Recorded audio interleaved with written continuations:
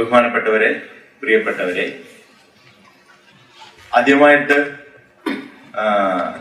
ഈ രാജ്യത്ത് നമ്മുടെ നാട്ടിൽ നിന്നും വളരെ വളരെ ദൂരെ ഇവിടെ ഈ അയർലൻഡിൽ ഡബ്ലിനിൽ ഇങ്ങനെ ഒരു പ്രോഗ്രാം അറേഞ്ച് ചെയ്തു തന്ന എസൻസിന്റെ ഭാരവാഹികൾക്ക്, പ്രത്യേകിച്ച് ശ്രീ ടോമി സെബാസ്റ്റ്യനും അദ്ദേഹത്തിന്റെ കൂട്ടുകാർക്കും എൻ്റെ നന്ദി രേഖപ്പെടുത്തുകയാണ്.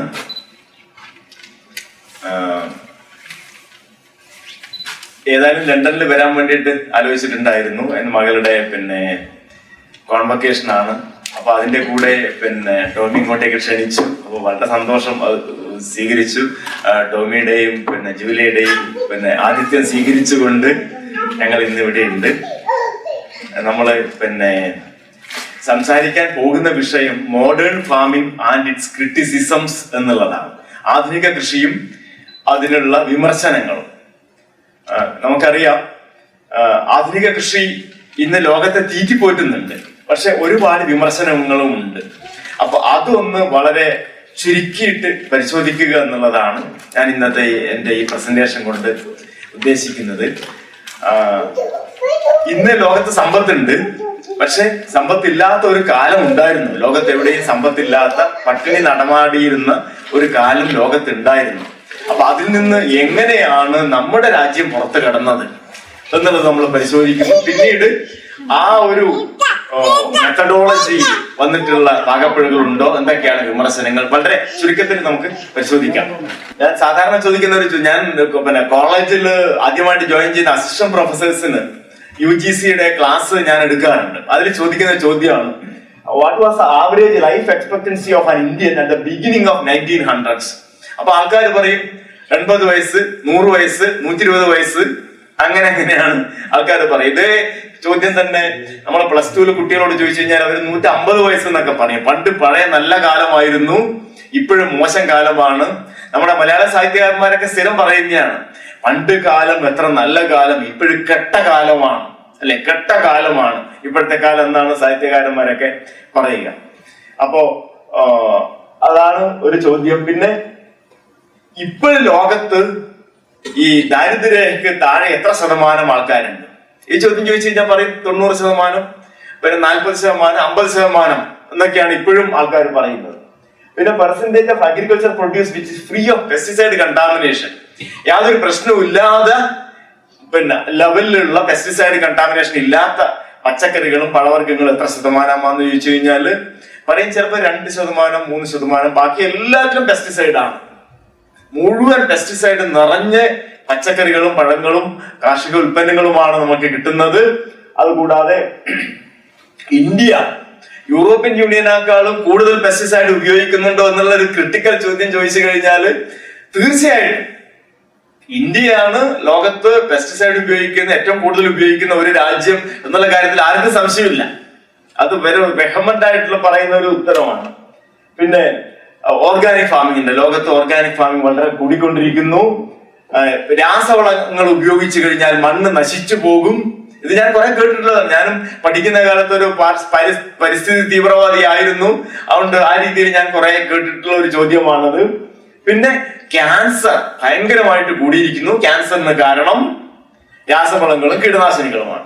ഇത് ഈ ഒരു ധാരണ വെച്ച് പുലർത്തുന്ന ഡോക്ടർമാരൊക്കെ ഒരുപാടുണ്ട്. അവിടെ കോഴിക്കോടുള്ള MGR ക്യാൻസർ സെന്ററിൽ ഡോക്ടർ നാരായണൻകുട്ടി ജൈവ കൃഷി നടത്തുകയാണ് എന്നാണ് പറഞ്ഞത്. ഒരു സപ്ലിമെന്റ് നിറച്ചു തന്നെയായിരുന്നു ഉണ്ടായിരുന്നത്. ജൈവ കൃഷി നടത്തുകയാണ് അദ്ദേഹം. കാരണം ഈ രാസവളങ്ങളും കീടനാശിനികളുമാണ് ഈ ക്യാൻസർ ഉണ്ടാക്കുന്നത്. അതുകൊണ്ട് അതില്ലാത്ത ജൈവ കൃഷി നടത്തിയിട്ട് ക്യാൻസറിനെ കുറക്കാനാണ് ഈ ക്യാൻസർ വിദഗ്ധനായിട്ടുള്ള നാരായണൻകുട്ടി വാര്യർ എന്നുള്ള ഡോക്ടർ പറയുന്നത് എന്ന് പറഞ്ഞ് പത്രത്തിൽ ഒരു സപ്ലിമെന്റ് തന്നെയായിട്ട് ഉണ്ടായിരുന്നു. ഇങ്ങനെ നിരവധി ചോദ്യങ്ങൾ നമ്മുടെ മുമ്പിലുണ്ട്. അപ്പോ അത് വരുമ്പോ നമ്മൾ ഒരു ചരിത്രപരമായിട്ടുള്ള ഒരു തിരിച്ചുനോട്ടം, അല്ലെ, നമുക്ക് യുക്തിബോധം വേണം, ചരിത്രബോധം വേണം, ശാസ്ത്രബോധം വേണം. അപ്പൊ ചരിത്രബോധം കൂടി ഇല്ലെങ്കിൽ ഇത് ശരിയായിട്ടുള്ള ഒരു കണക്ഷൻ കിട്ടില്ല. അങ്ങനെ നമുക്കൊന്ന് നോക്കാം. എക്സ്ട്രീം പോവർട്ടി ഇപ്പൊ ഏകദേശം ഒരു 10% ഉള്ളൂ ലോകത്ത്. പഴയ 40%, 50% പോവർട്ടി ഒന്നും ഇപ്പോഴും ലോകത്തില്ല. 10%-ത്തിനടുത്ത് മാത്രമേ ഉള്ളൂ. പിന്നെ ഇന്ത്യയിലെ ഫാമിൻ നമ്മൾ നോക്കിക്കഴിഞ്ഞാൽ ഓരോ 10-15 വർഷത്തിനടുക്ക് ലക്ഷക്കണക്കിന് പേര് മരിച്ച ക്ഷാമങ്ങളാണ് ഉണ്ടായിരുന്നത്. ലക്ഷക്കണക്കിന് പേര് മരിച്ച നിരവധി ക്ഷാമങ്ങൾ ഉണ്ടായിരുന്നു. ഇതിൽ നോക്കിക്കഴിഞ്ഞാൽ നിങ്ങൾക്കറിയാം 10 ലക്ഷം, 20 ലക്ഷം, 30 ലക്ഷമൊക്കെയാണ്. ബ്രിട്ടീഷുകാർ ഭരിക്കുന്നതിന് മുമ്പും ക്ഷാമമുണ്ട്, അതിനുശേഷവും ക്ഷാമമുണ്ട്. അപ്പോ അവസാനത്തെ ക്ഷാമം വരുന്നത് ബംഗാൾ ക്ഷാമമാണ്. 30 ലക്ഷം പേരാണ് ബംഗാൾ ക്ഷാമത്തിൽ മരിച്ചത്. കൽക്കത്തയുടെ തെരുവുകളിൽ നിറച്ച് ശവങ്ങൾ കൂന കൂട്ടിയിരിക്കുകയായിരുന്നു എന്നുള്ളതാണ് അന്നത്തെ റിപ്പോർട്ടുകൾ പറയുന്നത്. ഇത് പഴയ ചിത്രങ്ങളാണ്. ചിത്രങ്ങൾ അന്ന് മുതലേ ഫോട്ടോഗ്രാഫി ഉണ്ടായിരുന്നുകൊണ്ട് ചിത്രങ്ങളൊന്നും കള്ളം പറയില്ല. ഫാമിൻ ഇൻ ഇന്ത്യ 1887 ഫോട്ടോ, വേറൊരു ഫാമിൻ. ഇതൊക്കെ ഇന്റർനെറ്റിൽ നിന്ന് എടുത്ത ഫോട്ടോസ് ആണ്, അന്നത്തെ ഫോട്ടോസ് ആണ് ഇതൊക്കെ. പിന്നെ കേരളത്തിലെ സ്ഥിതി നോക്കിക്കഴിഞ്ഞാലോ, കേരളത്തിലെ സ്ഥിതി വ്യത്യസ്തമൊന്നുമല്ല.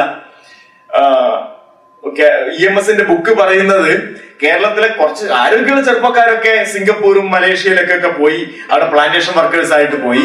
ബാക്കി ചൊറിയും ചരങ്ങും പിടിച്ച് ഒരു ആരോഗ്യമില്ലാത്ത ചെറുപ്പക്കാരാണ് ഇവിടെ ബാക്കിയുള്ളത്. 2 ആഴ്ചത്തേക്ക് 750 ഗ്രാമാണ് റേഷൻ കൊടുക്കുന്നത്. അത് പോരാ, കൂടുതൽ കൊടുക്കണം എന്ന് പറഞ്ഞുകൊണ്ടാണ് EMSന്റെ ഈ പുസ്തകം പറയുന്നത്. ഇനി നമ്മൾ ലൈഫ് എക്സ്പെക്ടൻസി, ആയുർദൈർഘ്യം നോക്കിക്കഴിഞ്ഞാൽ 1911 സെൻസസ് ഡേറ്റയാണ്. 25 വയസ്സാണ് ആണുങ്ങളുടെ ആയുർദൈർഘ്യം, സ്ത്രീകളുടേത് 27. ശരാശരി 26 വയസ്സാണ് അന്നത്തെ ആയുർദൈർഘ്യം. 26 വയസ്സേ ഉള്ളൂ കഴിഞ്ഞ സെഞ്ചുറിയുടെ തുടക്കത്തിൽ. അത്ര കുറഞ്ഞ കാലിഫേറ്റ് അറേബ്യയില് 35 വയസ്സാണ്. വിക്ടോറിയൻ ഇംഗ്ലണ്ടില് 30-35 വയസ്സാണ് ആയുർദൈർഘ്യം. ആ കാലഘട്ടത്തിൽ അത്രയേ ഉണ്ടായിരുന്നുള്ളൂ. അടുത്ത കാലത്താണ് ആൾക്കാരുടെ ആയുസ്സൊക്കെ കൂടാൻ വേണ്ടി തുടങ്ങിയത്. ഇതിങ്ങനെ നോക്കിക്കഴിഞ്ഞാൽ ഓരോ 10 വർഷത്തിനും 1 വയസ്സ് കൂടി വരുന്നതായിട്ട് കാണാൻ പറ്റും. ഇപ്പോഴ് കേരളത്തിന്റെ ശരാശരി ആയുസ് 75 വയസ്സാണ്. ഇന്ത്യൻ്റെത് 70 വയസ്സാണ്. നമുക്ക് സ്വാതന്ത്ര്യം കിട്ടുന്ന സമയത്ത് ഒരുപാട് പ്രഡിക്ഷൻസ് ഉണ്ടായിരുന്നു. എന്തൊക്കെയാണ്? ലൈഫ് എക്സ്പെക്ടൻസി 40 വയസ്സേ ഉണ്ടായിരുന്നുള്ളൂ. മാഞ്ചസ്റ്റർ ഗാർഡിയൻ പറഞ്ഞത് India wins freedom for poverty and famine എന്നുള്ളതായിരുന്നു. ആ പത്രങ്ങൾക്കൊന്നും തീരെ ഇഷ്ടപ്പെട്ടില്ല ഇന്ത്യക്ക് സ്വാതന്ത്ര്യം കിട്ടിയത്. പിന്നെ പോൾ ഏർലിച്ചിന്റെ book population bomb which predicted widespread famine in 1975. ആൾക്കാർ പുഴുക്കള മാതിരി മരിക്കുമെന്നാണ് പറഞ്ഞത്. പോൾ ഏർലിച്ച് ഈ 73 ഡൽഹിയിൽ പോയിരുന്നു ഒരു സമ്മറിൽ. അവിടെയൊക്കെ ഇങ്ങനെ ആൾക്കാര് പുഴുവരിക്കുന്നത് മാതിരി കണ്ടുവെന്നാണ് അദ്ദേഹത്തിന്റെ പുസ്തകത്തിൽ എഴുതിയിരിക്കുന്നത്. അതുകൊണ്ട് ഇന്ത്യയിൽ ആസന്നമായിട്ട് വൻ തോതിലുള്ള ക്ഷാമം ഉണ്ടാവും, പുഴുക്കള മാതിരി ആൾക്കാർ മരിച്ച് തീർന്നു പോകും എന്നാണ് ആ പുസ്തകത്തിൽ അദ്ദേഹം പറഞ്ഞത്. പിന്നെ പാലക് ബ്രദേഴ്സ് പറഞ്ഞത് അല്പം കൂടെ വൈകിട്ട് 84 ഇന്ത്യയിൽ ക്ഷാമം ഉണ്ടാവുക എന്ന് പറഞ്ഞു. ദ പോപ്പുലേഷൻ ബോംബ് പോൾ ഏർലിച്ചിന്റെ ബുക്കാണ്. The world, especially the developing world, is rapidly running out of food. ഇക്കോളജിസ്റ്റ് ആണ്, അറിയപ്പെടുന്ന ഇക്കോളജിസ്റ്റ് ആണ് അദ്ദേഹം. ഈ ലോകത്ത് ഭക്ഷണം ഇല്ലാതായിക്കൊണ്ടിരിക്കുകയാണ് എന്നാണ് അദ്ദേഹം പറയുന്നത്. അതുകൊണ്ട് ക്ഷാമങ്ങൾ നിരന്തരമായിട്ട് വന്നുകൊണ്ടിരിക്കും. Famine in 1975 predicting death of millions of Indians by starvation. ഇത് PL 480 പബ്ലിക് ലോ 480 എന്ന് പറഞ്ഞ അമേരിക്കൻ ഗവൺമെന്റിന്റെ ഒരു പ്രത്യേക നിയമത്തിൽ നമുക്ക് ഗോതമ്പ് തരുന്നതിൻ്റെതാണ്. എത്രയാണ്? 60 ലക്ഷം ടൺ ഗോതമ്പാണ് തന്നിരിക്കുന്നത്. അപ്പൊ ഇതിൽ പറഞ്ഞിരിക്കുന്നത് ഇന്ത്യ ഗവൺമെന്റിന്റെ റിസർച്ച് ആൻഡ് ഡെവലപ്മെന്റ് മുഴുവൻ അമേരിക്കയെ അറിയിക്കണം. ഇന്നലെ മാത്രമേ ഗോതമ്പ് തരുള്ളൂ. എന്ന് മാത്രമല്ല റുപ്പി ഡീവാല്യൂ ചെയ്യണം. റുപ്പിയും ഡോളറും ഈക്വൽ ടേംസിലായിരുന്നു ഉണ്ടായിരുന്നത്. റുപ്പീനെ എന്നിട്ട് ഒരു 20 ടൈംസ് ഡീവാല്യൂ ചെയ്തിട്ടാണ് ഈ എഗ്രിമെന്റ് അമേരിക്കൻ ഗവൺമെന്റ് സമ്മതിച്ചത്. നമുക്ക് റുപ്പിയില് പൈസ കൊടുത്താൽ മതി, ഡോളറിന് കൊടുക്കണമെന്നില്ല ആ തോതിൽ. Next, no fees for more than 50 people. 50ലധികം ആൾക്കാർക്ക് പിന്നെ സദ്യ കൊടുക്കാൻ വേണ്ടി പാടില്ല എന്ന് പറഞ്ഞിട്ടുള്ള പിന്നെ നിയമം ഉത്തർപ്രദേശ് ഗവൺമെന്റ് പറഞ്ഞു. പിന്നെ ഇന്ത്യയിൽ തന്നെ മൊത്തം നടപ്പിലാക്കി. കാരണം ആൾക്കാർ പട്ടിണി കിടക്കുമ്പോ സദ്യ കഴിക്കാൻ പാടില്ല. ഇദ്ദേഹം ഗാരറ്റ് ഹാർഡിൻ ലൈഫ് ബോട്ട് എത്തിക്സിന്റെ ആളാണ്. ലൈഫ് ബോട്ട് എത്തിക്സ് എന്ന് പറഞ്ഞാൽ എന്താന്ന് വെച്ചാല് നമ്മളെല്ലാരും കൂടെ ഒരു ലൈഫ് ബോട്ടിൽ പോകുന്നു. ആ ലൈഫ് ബോട്ടിൽ പോയി 1000 പേർക്ക് പോകാം. ആ കപ്പലിലാണ് പോകുന്നത്. 5 ലൈഫ് ബോട്ടേ ഉള്ളൂ. അതിൽ ഒരു ലൈഫ് ബോട്ടിൽ മാക്സിമം 100 പേർക്കേ കയറാൻ പറ്റും. അപ്പൊ കപ്പല് മുങ്ങിപ്പോയാൽ 500 പേരെ രക്ഷപ്പെടുത്താൻ പറ്റും. കപ്പലിൽ 1000 പേരുണ്ട്. അപ്പോൾ കപ്പൽ നടുക്കടലിലെത്തി, കപ്പൽ തകർന്നു. 5 ലൈഫ് ബോട്ട് ഇട്ട് പുറത്തിട്ടു. 500 ആൾ അതിൽ കയറി. ബാക്കി 500 ആള് നീന്തിക്കൊണ്ടിരിക്കുകയാണ്. അപ്പൊ ചോദ്യം ഇതാണ്, നിങ്ങളുടെ ഭാര്യ നീന്തിക്കൊണ്ടിരിക്കുന്നു, നിങ്ങള് ലൈഫ് ബോട്ടിലുണ്ട്, അവരെ പിടിച്ച് കയറ്റുവോ ഇല്ലയോ എന്നുള്ളതാണ് ചോദ്യം. കേറ്റാൻ പറ്റുമോ? കേറ്റാൻ പറ്റിയാൽ ഈ ലൈഫ് ബോട്ടിൽ ഇരിക്കുന്ന 100 ആളടക്കം മുങ്ങിപ്പോവും. ഒരാൾ എക്സ്ട്രാ കയറി കഴിഞ്ഞാൽ ലൈഫ് ബോട്ട് മുങ്ങിപ്പോവും. അതുകൊണ്ട് ഒരാളെയും കേറ്റാൻ പറ്റില്ല. അതുകൊണ്ട് ഈ ഗ്ലോബ് എന്ന് പറയുന്നത് ഒരു ലൈഫ് ബോട്ട് മാതിരിയാണ്. ഇവിടുത്തെ എത്തിക്സ് വ്യത്യസ്തമാണ്. ആരെയും നമ്മൾ കൺസിഡർ ചെയ്യേണ്ട കാര്യമില്ല. ഒരാൾക്കും ഗോതമ്പ് കൊടുക്കണ്ട, അവർ മരിച്ചു പോയിക്കോട്ടെ. അല്ലെങ്കിൽ അവരെ നമ്മൾ രക്ഷപ്പെടുത്താൻ വേണ്ടി അവർക്ക് നമ്മൾ ഗോതമ്പ് കൊടുത്തു കഴിഞ്ഞാൽ നാളെ അവരുടെ എണ്ണം കൂടി അവർ അമേരിക്കയിലേക്ക് വരും. അതുകൊണ്ട് അമേരിക്കക്കാർക്ക് കൂടെ രക്ഷയുണ്ടാവില്ല. അതുകൊണ്ട് ലൈഫ് ബോട്ട് എത്തിക്സ് എന്ന് പറഞ്ഞാൽ അങ്ങനത്തെ ഒരു എത്തിക്സ് ആണ് എന്നാണ് ഗാരറ്റ് ഹാർഡിന്റെ വാദം. ആർക്കും വളരെ പെട്ടെന്ന് മനസ്സിലാവുന്ന ഒരു വാദമാണ്. എന്നിട്ടാണ് അമേരിക്ക പല രാജ്യങ്ങൾക്കും ഗോതമ്പ് കൊടുക്കാതെ കടലിലൊക്കെ ഗോതമ്പ് കെട്ടിത്താഴ്ത്തിയതിന്റെ ഒരു കാരണം ഇദ്ദേഹത്തിന്റെ തിയറിയായിരുന്നു, ലൈഫ് ബോട്ട് എത്തിക്സ്. പക്ഷെ ഇദ്ദേഹം ഭാര്യ ഒടുവിൽ ആത്മഹത്യ ചെയ്തു എന്നുള്ളതാണ് അതിന്റെ ചരിത്രത്തിന്റെ വേറൊരു ഗതി. ഇന്ത്യ സ്വാതന്ത്ര്യം കിട്ടിയ സമയത്ത് നമുക്ക് ഒരുപാട് പ്രോഗ്രാംസ് ഉണ്ടായിരുന്നു. Intensive agriculture area programme, district programme, അങ്ങനെ നിരവധി പ്രോഗ്രാമുകൾ. വലിയ വലിയ ശുഭാപ്തി വിശ്വാസത്തിലായിരുന്നു എല്ലാവരും ഉണ്ടായിരുന്നത്. പക്ഷേ അത് കഴിഞ്ഞ് 58 11 വർഷം കഴിഞ്ഞ ശേഷം പ്രധാനമന്ത്രി ജവഹർലാൽ നെഹ്റു പാർലമെന്റിൽ പറഞ്ഞതാ എന്താ, ഇന്നു വരെയുള്ള നമ്മുടെ ഭക്ഷ്യ നയം പരാജയമായിരുന്നു എന്നാണ് അദ്ദേഹം പറഞ്ഞത്. ഗ്രെയിൻ പ്രൊഡക്ഷൻ കൂടുന്നില്ല. എന്തെല്ലാം രാസവളങ്ങൾ 1930-കളിൽ തന്നെ വന്നിട്ടുണ്ട്. പക്ഷെ എങ്ങനെ ഉപയോഗിച്ചിട്ടും ഉൽപാദനം നമുക്ക് കൂട്ടാൻ വേണ്ടി സാധിക്കുന്നില്ല. ചെറിയ വ്യത്യാസം മാത്രമേ ഉണ്ടാക്കാൻ സാധിക്കുന്നുള്ളൂ. സംസ്ഥാനങ്ങളൊക്കെ സഹകരിക്കണം എന്നാണ് ഈ പേപ്പർ കട്ടിങ്ങിൽ പറയുന്നത്. അതുകൊണ്ടാണ് നെഹ്റുവിന്റെ വളരെ പ്രശസ്തമായിട്ടുള്ള കോട്ടാണ് everything else can wait except agriculture. ഞാൻ എന്റെ അഗ്രികൾച്ചറിന് ഫസ്റ്റ് ഇയറിന് ജോയിൻ ചെയ്യുന്ന സ്റ്റുഡൻസിനോട് എല്ലാം പറയുന്നതാണ്, everything else can wait except agriculture. അങ്ങനെയാണ് ഗ്രീൻ റെവല്യൂഷൻ എന്ന് പറയുന്ന ഒരു ടെക്നോളജിക്കൽ റെവല്യൂഷൻ ഇന്ത്യയിൽ വരുന്നത്. അതിന്റെ ഏറ്റവും ആണിക്കൽ എന്ന് പറയുന്നത് സി സുബ്രഹ്മണ്യം എന്ന് പറയുന്ന മിനിസ്റ്ററായിരുന്നു, ഫുഡ് മിനിസ്റ്റർ സി സുബ്രഹ്മണ്യം. അദ്ദേഹമാണ് ഈ പുതിയ ഇനങ്ങൾ ഇന്ത്യയിലേക്ക് കൊണ്ടുവരാൻ വേണ്ടിയിട്ട് പറയുന്നത്. പിന്നെ 62 പുതിയ വിത്തുകൾ കൊണ്ടുവന്നു. 63 64 പഞ്ചാബിൽ, ഹരിയാനയിലും യു-പിയിലും ഒക്കെ വൻതോതിൽ ഇത് കൃഷി ചെയ്തു. അക്കൊല്ലം പഞ്ചാബിൽ സ്കൂൾ നേരത്തെ അടച്ചു. കാരണം അത്രക്ക് പൊരിഞ്ഞു വളഞ്ഞു. ചാക്ക് കണക്കിനായിട്ട് ഗോതമ്പുണ്ടായി. അത് കെട്ടിവെക്കാൻ സ്ഥലമില്ല. നമ്മൾക്ക് അങ്ങനെ ഒരു ഗോഡൌൺ സിസ്റ്റമേ ഉണ്ടായിരുന്നില്ല. അപ്പൊ സ്കൂളിൽ ബെഞ്ചൊക്കെ നീക്കിയിട്ടിട്ട് അവിടെ അട്ടിയായിട്ട് ഗോതമ്പ് വെച്ചു. അതിനുശേഷം നമ്മൾക്ക് പിന്തിരിഞ്ഞ് നോക്കേണ്ടി വന്നിട്ടില്ല. ഇത് ബർലോഗ് ഒരു പുസ്തകമുണ്ട്, സയന്റിസ്റ്റ് ഗ്രേറ്റർ ദാൻ ഐൻസ്റ്റീൻ എന്ന് പറഞ്ഞിട്ട്. അതില് ആൾക്കാരുടെ ജീവൻ രക്ഷപ്പെടുത്തിയ ശാസ്ത്രജ്ഞന്മാരെയാണ് അതിൽ പരിഗണിക്കുന്നത്. നമ്പർ 1 ബോർലോഗാണ്, നോർമൻ ബോർലോഗ്. ഒരു 100 കോടി ആൾക്കാരുടെ ജീവൻ രക്ഷപ്പെടുത്തിയ ആളെന്നാണ് ബോർലോഗിനെ കുറിച്ച് പറയപ്പെടുന്നത്. അത്രക്ക് വലിയ തോതിലുള്ള ടെക്നോളജിക്കൽ ചേഞ്ചാണ് അദ്ദേഹം കൊണ്ടുവന്നത്. പ്രധാനമായിട്ടും മെയ്സിലും വീറ്റിലുമുള്ള ബ്രീഡിംഗ് ആണ്. Swaminathan, Borlaug, C Subramaniam, BP Pal. ഈ 2ാം ലോക മഹായുദ്ധം കഴിഞ്ഞിട്ട് ജപ്പാനില് അമേരിക്കൻ പട്ടാളക്കാർ കയറിയല്ലോ. അമേരിക്കൻ പട്ടാളക്കാർ കയറിയിട്ട് ഈ അമേരിക്കൻ പട്ടാളത്തിന് ഒരു സ്റ്റാൻഡിംഗ് ഇൻസ്ട്രക്ഷൻ ഉണ്ട്, എന്ത് പുതിയത് കണ്ടാലും അടിച്ചു മാറ്റണം. അങ്ങനെയാണ് അവിടെ വസന്തകാല ഗോതമ്പ്, നോറിൻ ഗോതമ്പ് എന്ന് പറയും, കുള്ളൻ ഗോതമ്പാണ്. അത് അമേരിക്കൻ പട്ടാളക്കാർ അടിച്ചു മാറ്റിയിട്ട് കൊളംബിയ യൂണിവേഴ്സിറ്റി കൊടുത്തു, അവിടുന്ന് വാഷിംഗ്ടൺ സ്റ്റേറ്റ് യൂണിവേഴ്സിറ്റി കൊടുത്തു. അവരൊക്കെ അത് ഷെയർ ചെയ്ത് അവിടുത്തെ ഇനങ്ങളുമായിട്ട് യോജിപ്പിച്ചുകൊണ്ട് കുള്ളൻ ഇനങ്ങൾ ഉണ്ടാക്കി.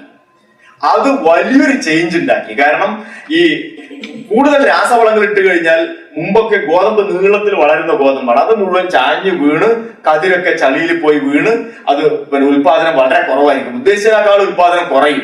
രാസവളം ഇടാണ്ടിരുന്നാൽ ഉൽപാദനം കുറച്ചും കൂടി ഉണ്ടാവും. നമ്മുടെ നെല്ലിനങ്ങളും അതുമാതിരിയായിരുന്നു.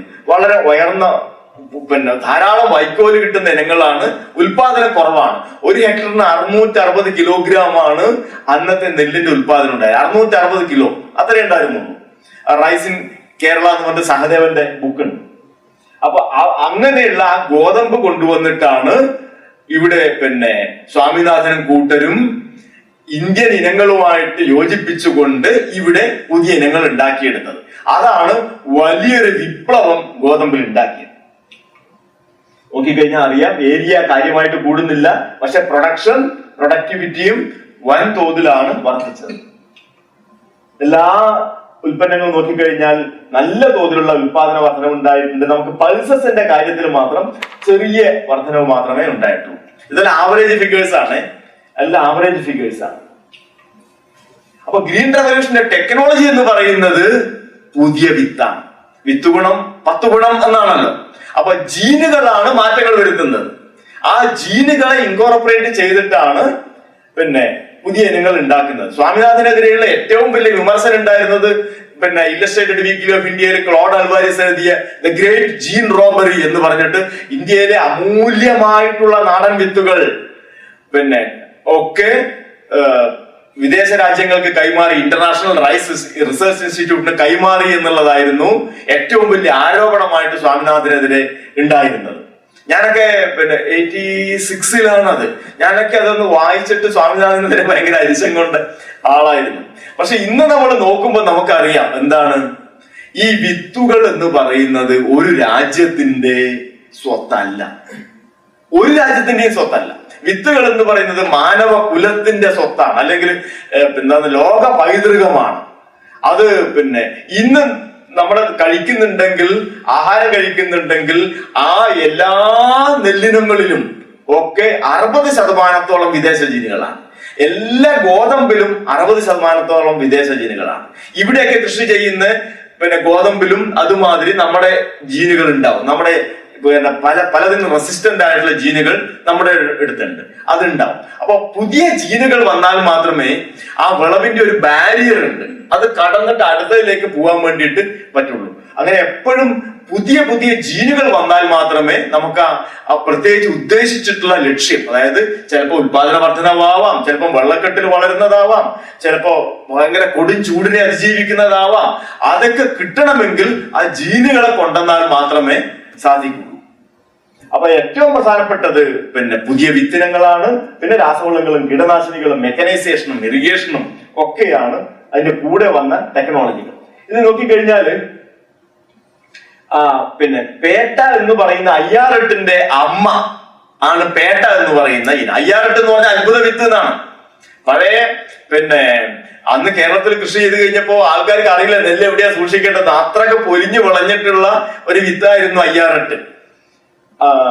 അതിന്റെ അമ്മയാണ് പേട്ട. പേട്ടക്ക് നോക്കിക്കഴിഞ്ഞാൽ രാസവളം കൊടുക്കും തോറും ഉത്പാദനം കുറഞ്ഞു വരികയാണ്. അതേസമയം അയ്യാറെട്ടിന് രാസവളം കൊടുക്കും തോറും ഉത്പാദനം കൂടിയിട്ട് 10 ടൺ വരെയൊക്കെയാണ് ഉത്പാദനം വരുന്നത്. 10 ടൺ 660 കിലോഗ്രാമിൽ നിന്നാണ് 10 ടണ്ണിലേക്ക് ഉത്പാദനം കൂടിയത്.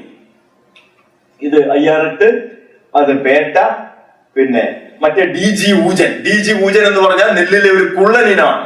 നോറിൻ 10 ആണ് ഗോതമ്പിലെ കുള്ളനിനം. അത് ജപ്പാനിൽ നിന്ന് വന്നതാണ്. DG ഊജൻ എന്ന് പറഞ്ഞു കഴിഞ്ഞാൽ തായ്ലൻഡിൽ നിന്ന് വന്ന ഇനമാണ്. അപ്പൊ രണ്ടും കൂടെ ക്രോസ് ചെയ്തിട്ട് 8ാമത്തെ വരിയിൽ നട്ട ഇനത്തിനാണ് നല്ല ഉത്പാദനവും കുറ്റിയായിട്ടുള്ള വളർച്ചയും കണ്ടത്. അങ്ങനെയാണ് IR8 ആയത്. IR എന്ന് പറഞ്ഞാൽ ഇന്റർനാഷണൽ റൈസ് റിസർച്ച് ഇൻസ്റ്റിറ്റ്യൂട്ടിൽ നടത്തിയ ഗവേഷണത്തിലാണ് ഇത് കണ്ടെത്തിയത്. അങ്ങനെയാണ് IR8 എന്ന് വന്നത്. അതിന്റെ മിറാക്കിൾ റൈസ് എന്നാണ് അത് അറിയപ്പെട്ടത്, അത്ഭുത വിത്ത്. അതിന്റെ ഫീച്ചേഴ്സ് ഒക്കെയാണ് ഇത് കാണിക്കുന്നത്. അങ്ങനെ നമ്മൾ നോക്കിക്കഴിഞ്ഞാൽ ഏരിയ സേവ്ഡ് നോക്കിക്കഴിഞ്ഞാൽ ഈ ആധുനിക കൃഷിമുറകൾ കൊണ്ട് കുറഞ്ഞ സ്ഥലത്ത് നിന്ന് ഉൽപാദനം വലിയ തോതിൽ വർദ്ധിപ്പിക്കാൻ വേണ്ടി പറ്റി. അതുകൊണ്ടാണ് ഇന്ന് ലോകത്ത് കാടുകളും ബയോസ്ഫിയർ റിസർവുകളും റിസർവ് ഫോറസ്റ്റുകളും ഒക്കെ ബാക്കി നിൽക്കാൻ കാരണം ഈ ആധുനിക കൃഷിയാണ്. കാരണം ചെറിയ സ്ഥലത്ത് നിന്ന് കൂടുതൽ ഉത്പാദനം ഉണ്ടാക്കാൻ പറ്റി. നമ്മുടെ നാട്ടില് 50കളിൽ ഗ്രോ മോർ ഫുഡ് പ്രോഗ്രാം ഉണ്ടായിരുന്നു, GMF. അങ്ങനെയാണ് കിഴക്കൻ മലനിരകൾ മുഴുവൻ കാട് വെട്ടി കത്തിച്ച് മുഴുവൻ നെല്ല് കൃഷിയും കപ്പ മരച്ചീനി കൃഷിയും ചെയ്തിട്ടാണ് അന്ന് പട്ടിണി മാറ്റിയത്. അപ്പൊ എത്രയോ കാട് വീണ്ടും നമ്മൾ നശിപ്പിക്കുമായിരുന്നു. പക്ഷെ അപ്പോഴേക്കും നമുക്ക് പുതിയ ടെക്നോളജി വന്നത് കൊണ്ട് ആ കാട് കാടായിട്ട് നിലനിർത്താൻ പറ്റി എന്നുള്ളതാണ്. അപ്പൊ ഏകദേശം 100 മില്യൺ ഹെക്ടർ സ്ഥലത്തോളം നമുക്ക് സേവ് ചെയ്യാൻ പറ്റി എന്നുള്ളതാണ് പഠനങ്ങൾ കാണിക്കുന്നത്. നോക്കിക്കഴിഞ്ഞാല് നെല്ലിന്റെ യഥാർത്ഥ വില കുറഞ്ഞു വരുന്നത് കാണാം. നെല്ലിന്റെ പ്രൊഡക്ഷൻ കൂടി വരുന്നു. 75-76 കാലഘട്ടത്തിൽ അടിയന്തരാവസ്ഥ കാലത്ത് 1 കിലോ അരിക്ക് 26 രൂപ ഉണ്ടായിരുന്നു. ഇന്ന് 1 കിലോ അരിക്ക് 40 രൂപ എന്ന് പറഞ്ഞാൽ റിയൽ ടേംസിൽ വില കുറഞ്ഞിരിക്കുന്നു എന്നുള്ളതാണ് അതിന്റെ അർത്ഥം. നമുക്കറിയാലോ, ഇന്ന് നാട്ടില് മറ്റേ അന്ത്യോദയ അല്ലെങ്കിൽ BPLക്കാർക്ക് 1 കിലോ അരി 2 രൂപ കിട്ടുന്നത്. ഞങ്ങൾ കോളേജിലേക്ക് ഫാമിലേക്ക് ചാണകം മേടിക്കുന്നത് 1 കിലോ ചാണകത്തിന് 3 രൂപയാണ്. അപ്പൊ ചാണകത്തിനേക്കാളും വില കുറഞ്ഞിട്ടാണ് ഇന്ന് അരി സർക്കാർ കൊടുക്കുന്നത്. നോക്കിക്കഴിഞ്ഞാൽ റൈസ് പ്രൊഡക്ഷൻ, ഇന്ത്യന്റെ റൈസ് പ്രൊഡക്ഷൻ കൂടി വരുന്നത് കാണാം. വീറ്റ് പ്രൊഡക്ഷൻ ഇന്ത്യ കൂടി വരുന്നു. യുണൈറ്റഡ് സ്റ്റേറ്റ്സ് ഒരു കാലത്ത് നമ്മൾ പിച്ചച്ചട്ടിയുമായിട്ട് നടന്ന് ഗോതമ്പ് മേടിച്ചിരുന്ന അമേരിക്കനേക്കാളും ഇന്ന് ഗോതമ്പിന്റെ ഉത്പാദനത്തിൽ നമ്മൾ കൂടിയിരിക്കുന്നു. ഈ പിച്ചച്ചട്ടിയായിട്ട് നടന്നതിനെ കുറിച്ച് കാർട്ടൂണിസ്റ്റ് ശങ്കർ ഒരു ചിത്രം വരച്ചിട്ടുണ്ടായിരുന്നു, ഒരു കാർട്ടൂൺ. അതായത് ഫ്രഞ്ച് പാലസിന്റെ മുമ്പിൽ നിന്നുകൊണ്ട് ഉടമ്പടി ഒപ്പിടാണ്. നെഹ്റുവും ഫ്രഞ്ച് പ്രസിഡന്റും കൂടി ഉടമ്പടി ഒപ്പിടുന്നു. പിറകിൽ പോയിട്ട് നെഹ്റു കുനിഞ്ഞ ശിരസോടെ ഇങ്ങനെ ചാക്ക് കാണിച്ചു കൊടുക്കുന്നു, അങ്ങേര് ഗോതമ്പ് ഇട്ട് കൊടുക്കുന്നു. ആ ഗോതമ്പ് കൊണ്ട് വന്നിട്ട് വേണം ഒരു നേരം കഴിക്കാൻ വേണ്ടിയിട്ട്. വലിയ ഉടമ്പടി എന്നൊന്നും പറയുന്ന ഒരു കാര്യമില്ല. ഗോതമ്പ് തരുവോ എന്ന് ചോദിച്ച് പിച്ച തണ്ടതായിരുന്നു എന്നാണ് ശങ്കർ പറയുന്നത്. അതായിരുന്നു സത്യവും. ഇത് മിൽക്കിന്റെ പാലിന്റെ ഉത്പാദനത്തിലാണ്. ആ ചെറിയ പച്ച രാജ്യമാണ് ലോകത്തെ നമ്പർ 1 പാലിന്റെ ഉത്പാദനത്തിൽ. അങ്ങനെ കൃഷിയുടെ ഫാക്ട്സ് നോക്കിക്കഴിഞ്ഞാല് ഇന്ത്യയിലെ ഏറ്റവും വലിയ സ്വകാര്യ ജോലി മേഖലയാണ് കൃഷി എന്ന് പറയുന്നത്. ലോകത്തിലെ ഏറ്റവും കൂടുതൽ കാർഷിക ഭൂമിയുള്ളത് ഇന്ത്യക്കാണ്. ഉൽപാദനത്തിൽ ലോകത്ത് 2ാം സ്ഥാനത്ത് നിൽക്കുന്നത്, അതിന്റെ വാല്യൂവിൽ, ഉൽപാദനത്തിന്റെ മൂല്യത്തിൽ ലോകത്ത് 2ാം സ്ഥാനത്ത് നിൽക്കുന്നത് ഇന്ത്യയാണ്. നോക്കിക്കഴിഞ്ഞാൽ അറിയാം, ഗ്രോത്ത് റേറ്റ് കൂടി വരുന്നു. ഇന്ത്യ യൂറോപ്യൻ യൂണിയനെ സർപ്പാസ് ചെയ്യുന്നു. ആദ്യകാലത്ത് ഗ്രെയിൻ സെൻട്രിക് ആയിരുന്നെങ്കിൽ ഇപ്പോഴ് വെജിറ്റബിൾസും ഡയറിയും മുട്ടയും ഒക്കെ ആയിട്ടാണ് നമ്മുടെ കാർഷിക മേഖല വികസിച്ചു വരുന്നത്. നോക്കിക്കഴിഞ്ഞാൽ കോമ്പൗണ്ട് ആനുവൽ ഗ്രോത്ത് റേറ്റ് ചൈനയുടെ തൊട്ട് താഴെയായിട്ടാണ് ഇന്ത്യ നിൽക്കുന്നത്. 2006 അമേരിക്കയെ സർപ്പാസ് ചെയ്തു നമ്മൾ ഉൽപാദനത്തിന്റെ മൂല്യത്തിൽ. 2010 നമ്മൾ യൂറോപ്യൻ യൂണിയനെ സർപ്പാസ് ചെയ്തു ഉൽപാദനത്തിൽ. ഒരു കാലത്ത് പിച്ചതണ്ടിയിരുന്ന ഒരു രാജ്യമാണ് ഇന്ന് ലോകത്ത് 2ാമതായിട്ട് നിൽക്കുന്നത്. അതിന്റെ ഉൽപാദനത്തിന്റെ പലവിധ ഇതാണ്. എല്ലാറ്റിലും നമ്മൾ കൂടി വരുന്നു. തേൻ ഉൽപാദനം, ഇൻലാൻഡ് ഫിഷറീസ്, അങ്ങനെ മൊത്തത്തിൽ പോപ്പുലേഷൻ നമ്മൾ ആ ഒരു പീരീഡില് 2000 മുതൽ 2019 വരെയുള്ള പീരീഡില് പോപ്പുലേഷൻ 19%, 29% കൂടിയിട്ടുണ്ടെങ്കിൽ ബാക്കി എല്ലാ സാധനങ്ങളും അതിനേക്കാളും കൂടിയിട്ടുണ്ട്. അതുകൊണ്ട് നമുക്ക് ഇന്ന് പേടിക്കേണ്ട കാര്യമില്ല. ഫുഡ് കോർപ്പറേഷൻ ഓഫ് ഇന്ത്യയുടെ ഗോഡൌണുകൾ 3 വർഷത്തേക്ക് ഫുള്ളാണ്. 3 വർഷത്തേക്ക് നിറഞ്ഞിരിക്കുകയാണ്. അഗ്രികൾച്ചറിൽ നമുക്ക് ഉയർന്ന ട്രേഡ് സർപ്ലസ് ഉണ്ട്. നമുക്ക് സർവീസ് സെക്ടറിൽ ഉണ്ട്, പക്ഷെ ഇൻഡസ്ട്രിയിൽ നമുക്ക് കാര്യമായിട്ട് ട്രേഡ് സർപ്ലസ് ഇല്ല.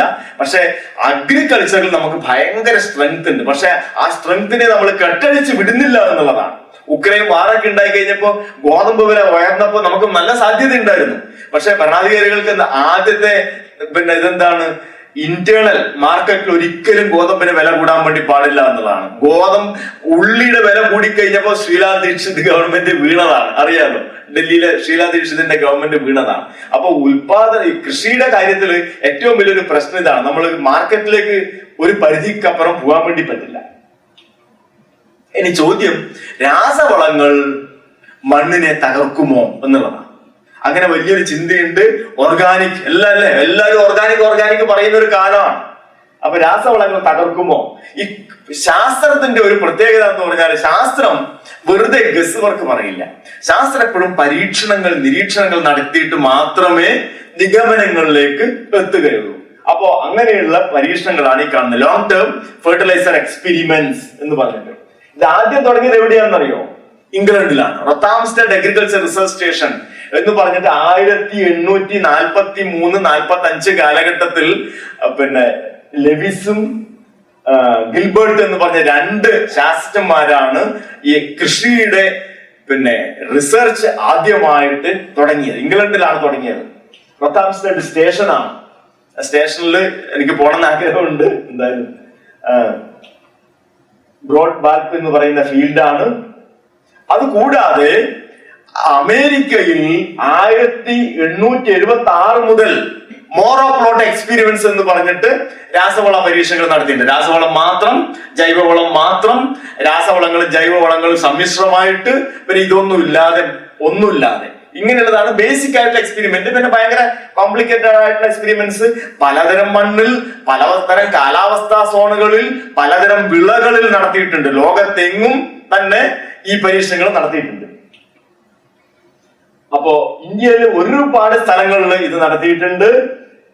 അവസാന 70കളില് all India coordinate research project on soil quality, crop productivity and sustainability, രാസവളം ഇട്ടിട്ടും ഇടാതെയും ഒക്കെ ഉള്ളത് പിന്നെ പരീക്ഷണങ്ങൾ 30 കൊല്ലത്തോളം നടത്തി.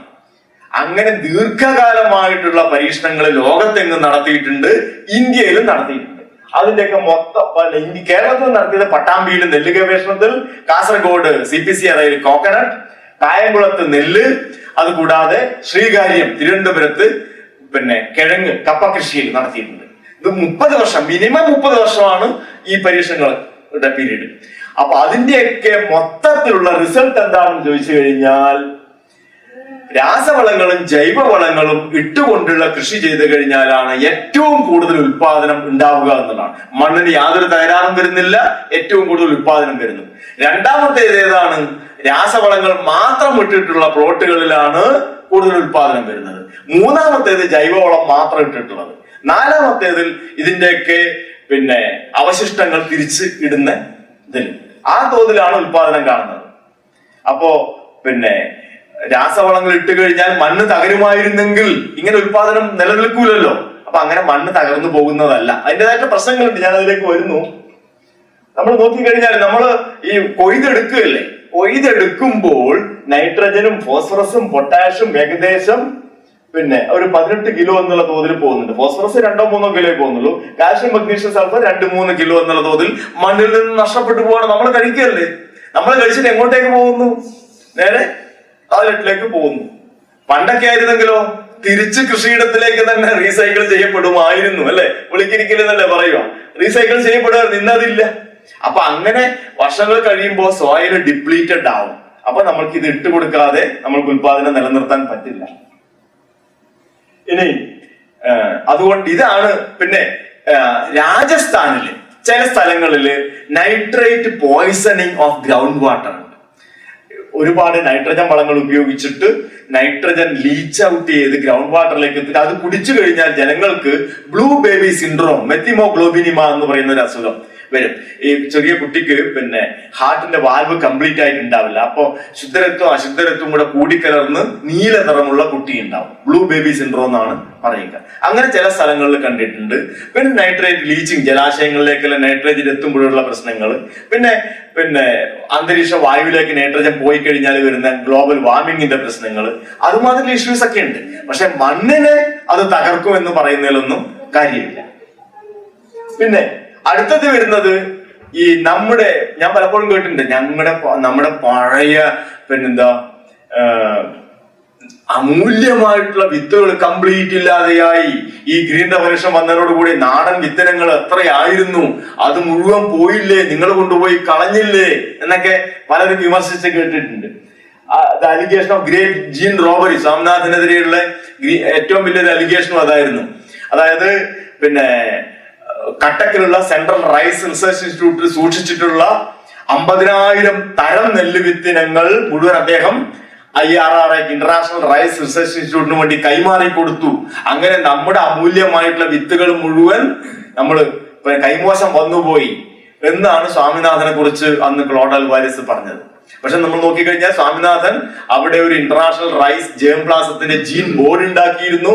എല്ലാ രാജ്യങ്ങളിൽ നിന്നുള്ള റെപ്രസെന്റേറ്റീവ്സ് അവിടെ ഉണ്ടായിരുന്നു. അവർക്കൊക്കെയുള്ള നിയന്ത്രണം ഉണ്ടായിരുന്നു.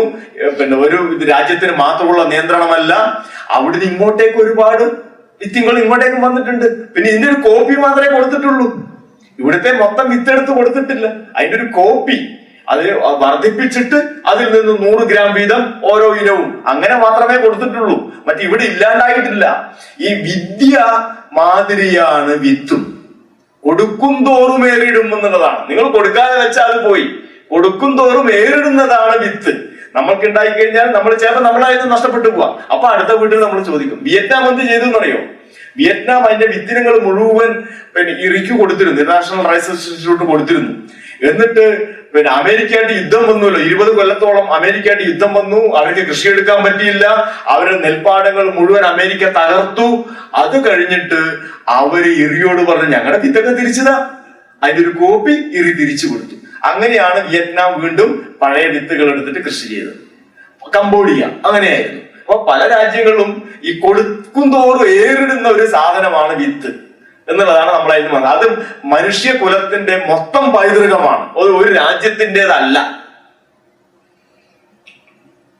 അപ്പോ 1977 മുതൽ നമ്മൾക്ക് വളരെ വിലപ്പെട്ട ഒരു സ്ഥാപനമുണ്ട്. എന്താണ്? National bureau of plant genetic resources. ഇതിന് 7 സെന്റർ ഉണ്ട്. ഒരു സെന്റർ തൃശ്ശൂരുണ്ട്. എല്ലാ വിത്തിനങ്ങളും എന്ന് മാത്രമല്ല, കാർഷിക ഫോറസ്ട്രി, അഗ്രികൾച്ചർ ഫോറസ്ട്രി ഇനങ്ങളുടെയൊക്കെ വിത്തുകൾ ഇവിടെ സൂക്ഷിച്ചിട്ടുണ്ട്. -190°C ഇവിടെ സൂക്ഷിക്കുന്നുണ്ട്. എല്ലാ വിത്തുകളും ഇവർക്ക് കൊടുത്തിരിക്കണം. ഇവര് നാട് മുഴുവൻ കറങ്ങിയിട്ട് നാട്ടുമ്പുറങ്ങളിൽ നിന്നൊക്കെ വിത്തുകൾ ശേഖരിച്ചിട്ട് ഈ ലിക്വിഡ് നൈട്രജനിൽ ഉറങ്ങിക്കിടക്കുന്നുണ്ട്. ഞാനൊരു പ്ലാന്റ് ബ്രീഡർ ആണെങ്കിൽ ഞാൻ ജസ്റ്റ് ഒരു റിക്വസ്റ്റ് കൊടുത്താൽ മതി. എനിക്ക് ഇന്ന വെറൈറ്റി വേണം, ഇന്ന തക്കാളി, ചെറിയ തക്കാളി, കൊലകൊലയായിട്ട് പിടിക്കുന്ന തക്കാളി വേണം എന്ന് പറഞ്ഞാൽ അവര് അതിന്റെ വിത്ത് എനിക്ക് തരും. അത്രയും തരുള്ളൂ, കുറച്ച് വിത്തേ തരുള്ളൂ. ഞാനത് ഉത്പാദിപ്പിക്കണം, വർദ്ധിപ്പിച്ചിട്ട് എനിക്കത് ബ്രീഡിങ്ങിന് വേണ്ടിയിട്ട് ഉപയോഗിക്കാം. ഇങ്ങനെ 7 സെന്റർ ഉണ്ട്. ന്യൂഡൽഹിയിലാണ് ഹെഡ് ക്വാർട്ടേഴ്സ്.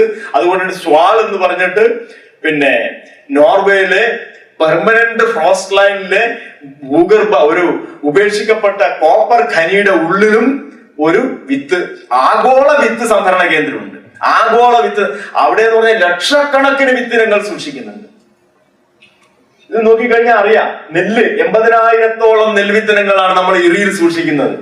നെല്ല് NBPGR 30,000, NRRA കട്ടക്കിൽ 20,000, Kozhikode spices research ഇൻസ്റ്റിറ്റ്യൂട്ടിൽ എന്തെല്ലാം തര ഇനങ്ങൾ സൂക്ഷിക്കുന്നുണ്ട് നോക്കിയാൽ. എന്തെല്ലാം തരം കുരുമുളകും ഇഞ്ചിയും മഞ്ഞളും എത്ര ഇനങ്ങളാണ് അവിടെ സൂക്ഷിച്ചിരിക്കുന്നത്. അതുകൂടാതെ ലോകത്തെ ഏറ്റവും വലിയ കളക്ഷൻ പയറ് വിത്തിനങ്ങളുടെ ഏറ്റവും വലിയ 1,14,000 ഹൈദരാബാദിലുള്ള ഇക്രിസാറ്റിലാണ് ലോകത്തിലെ ഏറ്റവും വലിയ പയറിന്റെ കളക്ഷൻ വരുന്നത്, പലതരം പയറുകൾ. അപ്പൊ ഇതൊക്കെ നമ്മൾ സൂക്ഷിച്ചു വെച്ചിട്ടുണ്ട്. പിന്നെ വരുന്നത് കീടനാശിനികളുടെ ചോദ്യമാണ്. കീടനാശിനികൾ എന്ന് പറഞ്ഞാൽ നിങ്ങൾ പറഞ്ഞ ഒന്നും സമ്മതിക്കില്ല, രാസവളമൊക്കെ ഓക്കെ, പക്ഷെ കീടനാശിനി എന്ന് പറഞ്ഞാൽ വിഷമാണ്. അത് ഭീകരമായിട്ടുള്ള ഒരു സംഗതിയാണ് എന്നാണ് പൊതുവെ ആൾക്കാർ നമ്മൾ ഇന്ററാക്ട് ചെയ്യുമ്പോൾ പറയുക. അപ്പൊ നമ്മൾ ഭയങ്കരമായിട്ടുള്ള കീടനാശിനി ഇന്ത്യ ഉപയോഗിക്കുന്നുണ്ടോ? കീടനാശിനികൾ എന്ന് പറഞ്ഞു കഴിഞ്ഞാൽ എല്ലാറ്റിനെയും കൊല്ലുന്ന സാധനമാണോ? എല്ലാറ്റിനെയും ഒരുപോലെ കൊല്ലുന്ന സാധനമാണോ കീടനാശിനികൾ? നമ്മുടെ ഭക്ഷണത്തിൽ കീടനാശിനികൾ നിറഞ്ഞിരിക്കുകയാണോ? അത് ശരീരത്തിന് വലിയ തോതിലുള്ള പ്രശ്നം ഉണ്ടാക്കുമോ എന്നൊക്കെയാണ് നമുക്ക് പരീക്ഷിക്കാനുള്ളത്. ഈ ഡേറ്റ നോക്കിക്കഴിഞ്ഞാൽ ഇന്ത്യ കാർഷിക ഉൽപാദനത്തിൽ 2ാം സ്ഥാനത്താണ്. പക്ഷെ രാസ കീടനാശിനികളുടെ ഉപഭോഗത്തിന്റെ കാര്യത്തിൽ 12ാം സ്ഥാനത്താണ്. പല യൂറോപ്യൻ രാജ്യങ്ങളും ഇന്ത്യനേക്കാളും മുകളിലാണ്. ഇതിനേക്കാളൊക്കെ സ്ഥലം വളരെ കുറച്ചേ ഉള്ളൂ യൂറോപ്പില്, പക്ഷെ ഇന്ത്യക്കാളൊക്കെ ഒരുപാട് കീടനാശിനികൾ ഉപയോഗിക്കുന്നുണ്ട്. ഓക്കെ, ഫ്രാൻസ്, സ്പെയിൻ, ഇറ്റലി, ഇവർക്കൊക്കെ ഇന്ത്യനേക്കാളൊക്കെ കൂടുതൽ കീടനാശിനി ഉപയോഗിക്കുന്ന രാജ്യങ്ങളാണ്. യൂറോപ്യൻ യൂണിയൻ ആണ് കൂടുതൽ പല രാജ്യങ്ങളും ഉപയോഗിക്കുന്നത്. ഇനി കീമോഫോബിയ, നമുക്ക് എല്ലാം കീമോഫോബിയ ഉണ്ടല്ലോ. കീടനാശിനികൾ, രാസം എന്ന് പറഞ്ഞു കേട്ട് കഴിഞ്ഞാൽ പേടി ആണ് നമുക്ക് എല്ലാവർക്കും. അതായത് പലതരം കീടനാശിനികളും കുമിൾനാശിനികളും ബാക്ടീരിയ നാശിനികളും ഫംഗസ് നാശിനികളാണ് ഇതിലുള്ളത്. ഇതില് നമുക്ക് ബയോഫീലിയ ഉണ്ട്. നമുക്ക് പച്ചയോട് ഭയങ്കരമായിട്ടുള്ള ഇഷ്ടം നമുക്കുണ്ട്. പച്ചയായിട്ടുള്ള കാര്യങ്ങൾ, ഗ്രാമം, കാട് ഒക്കെ അതിനോട് നമുക്ക് അറിയാത്ത ഭയങ്കരമായിട്ടുള്ള ഇഷ്ടമുണ്ട്. എല്ലാവരും ഹൗ ഓൾഡ് ആർ യു കണ്ടിട്ടുണ്ടാവും ചിലപ്പോ സിനിമ അല്ലെ. അതില് മഞ്ജു വാര്യർ പറയുന്നുണ്ട്, ഒരു കൈക്കുടുന്ന നിറച്ചുള്ള തക്കാളി കൊണ്ട് ഒരു കുടുംബത്തിന് ആത്മഹത്യ ചെയ്യാം, അത്രക്ക് വിഷം നിറഞ്ഞിരിക്കുകയാണ് ഈ തക്കാളിയിൽ എന്നാണ് അവർ പറയുന്നത്. സൈലന്റ് സ്പ്രിംഗ് നിങ്ങൾ കേട്ടിട്ടുണ്ടാവും അല്ലെ? സൈലന്റ് സ്പ്രിംഗ് ആണ് ഈ രാസഭീതിയുടെ അകാരണമായ രാസഭീതിയുടെ തുടക്കം വരുന്നത് സൈലന്റ് സ്പ്രിംഗിൽ നിന്നാണ്. നിങ്ങൾക്ക് അത് പറയുന്നത് ഈ രാസവസ്തുക്കൾ ഒരിക്കലും നശിക്കുന്നതേ ഇല്ല എന്നാണ് പറയുന്നത്. അങ്ങനെയല്ല സംഗതി. രാസവസ്തുക്കളൊക്കെ വിഘടിച്ച് പോകുന്ന സാധനങ്ങളാണ്. ഇത് ഒരു രാസവസ്തുവാണ്. പഴം എന്ന് പറയുന്നത് 140ഓളം രാസവസ്തുക്കൾ അതിൽ അടങ്ങിയിട്ടുണ്ട്. ഇത് ഒരു പെരിച്ചാഴി രാത്രിയിൽ പോയിട്ട് കപ്പ മാന്തുന്നതാണ്. നമുക്കറിയാം, പെരിച്ചാഴി ഒന്ന് മാന്തി അവിടെ കുറച്ച് കപ്പ തിന്നു, അടുത്ത ദിവസം അത് വേറെ കപ്പ പോയിട്ടാ മാന്തു, അതിന്റെ അടുത്ത ദിവസം വേറെ കപ്പയാണ്. ഒറ്റ തന്നെ തീർത്തിട്ട് മറ്റേത് ചെയ്യാന്ന് വിചാരിക്കൂല. എന്താ അതിന്റെ കാരണം? അതിന്റെ കാരണം ആ കപ്പ കടിക്കുന്ന ആ സെക്കൻഡിൽ തന്നെ കപ്പയുടെ കിഴങ്ങിൽ നിന്നും ചെടിയിലെ ഇലയിലേക്ക് ചില മെസ്സേജസ് പോകും. ഇലയിൽ ഹൈഡ്രോസൈനിക് ആസിഡ് എന്ന് പറയുന്ന അതിശക്തമായിട്ടുള്ള വിഷം ഉണ്ടാകും. എന്നിട്ട് രാത്രിയാവുമ്പോഴേക്കും ഈ കപ്പ കിഴങ്ങിലേക്ക് ഈ പോയിസൺ അടിച്ച് കയറും. അപ്പൊ കപ്പയുടെ അതിന്റെ തോലിൽ കൂടുതലായിരിക്കും. അപ്പൊ തോല് കടിക്കുമ്പോൾ തന്നെ എനിക്ക് മനസ്സിലാവും കയ്പ് നിറഞ്ഞിട്ടുണ്ട്. അത് ചെറിയ ആ ഡോസിൽ തന്നെ ചിലപ്പോ എലിക്ക് അത് മൃത്യുവിന് കാരണം വരെ ആവാം. ആ തോതില് അത് ഉയർന്ന ഒരു വിഷം ഹൈഡ്രോസൈനിക് ആസിഡ് ആണ് ആ പോയിസൺ വരുന്നത്. മനുഷ്യനും കൂടുതൽ കഴിച്ചു കഴിഞ്ഞാൽ പോയിസൺ തന്നെയാണ്. കപ്പ കൂടുതൽ കഴിച്ച്, പ്രത്യേകിച്ച് കയ്പുള്ള കപ്പ കൂടുതൽ കഴിച്ചു കഴിഞ്ഞാൽ നമുക്ക് പലതരം അസുഖങ്ങൾ, ക്ഷീണം ഒക്കെ വരും. അപ്പോ ഈ സസ്യങ്ങൾ എന്ന് പറഞ്ഞു കഴിഞ്ഞാൽ വിഷസാഗരമാണ്. നമ്മളൊക്കെ വിഷസാഗരത്തിലാണ് ജീവിക്കുന്നത്. സസ്യങ്ങൾ കോടിക്കണക്കിന് വിഷങ്ങളാണ് ഉണ്ടാക്കുന്നത്. ഒന്നും രണ്ടും ഒന്നല്ല, കോടിക്കണക്കിന് വിഷങ്ങളാണ് സസ്യങ്ങൾ ഉണ്ടാക്കുന്നത്.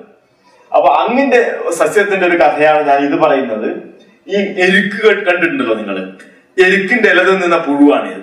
ഈ പുഴുവിനെ ഒരു പക്ഷി പോലും തിന്നൂല. കാരണം എരുക്കില് ഹൃദയത്തെ ബാധിക്കുന്ന ഒരു വിഷമുണ്ട്, കാർഡിയാക് ഗ്ലൈക്കോസൈഡ്സ് എന്നാണ് അത് അറിയപ്പെടുന്നത്. ഭയങ്കര പോയിസൺ ആണ്. പക്ഷെ ഈ പുഴുവിന് കുഴപ്പമൊന്നും വരില്ല. ആ വിഷം അതിന്റെ ശരീരത്തിൽ ശേഖരിച്ചിട്ടുണ്ടാവും. അത് കഴിഞ്ഞിട്ട് അത് പാറ്റയായിട്ട് വന്നു കഴിഞ്ഞാൽ അതിലും ആ വിഷം ഉണ്ടാവും. ഒരു പക്ഷി തിന്നാൽ ആ പക്ഷി അപ്പൊ അത് ഛർദ്ദിക്കും. ഛർദ്ദിച്ചിട്ടില്ലെങ്കിൽ ആ പക്ഷി ചിലപ്പോൾ ചത്തുപോയേക്കും.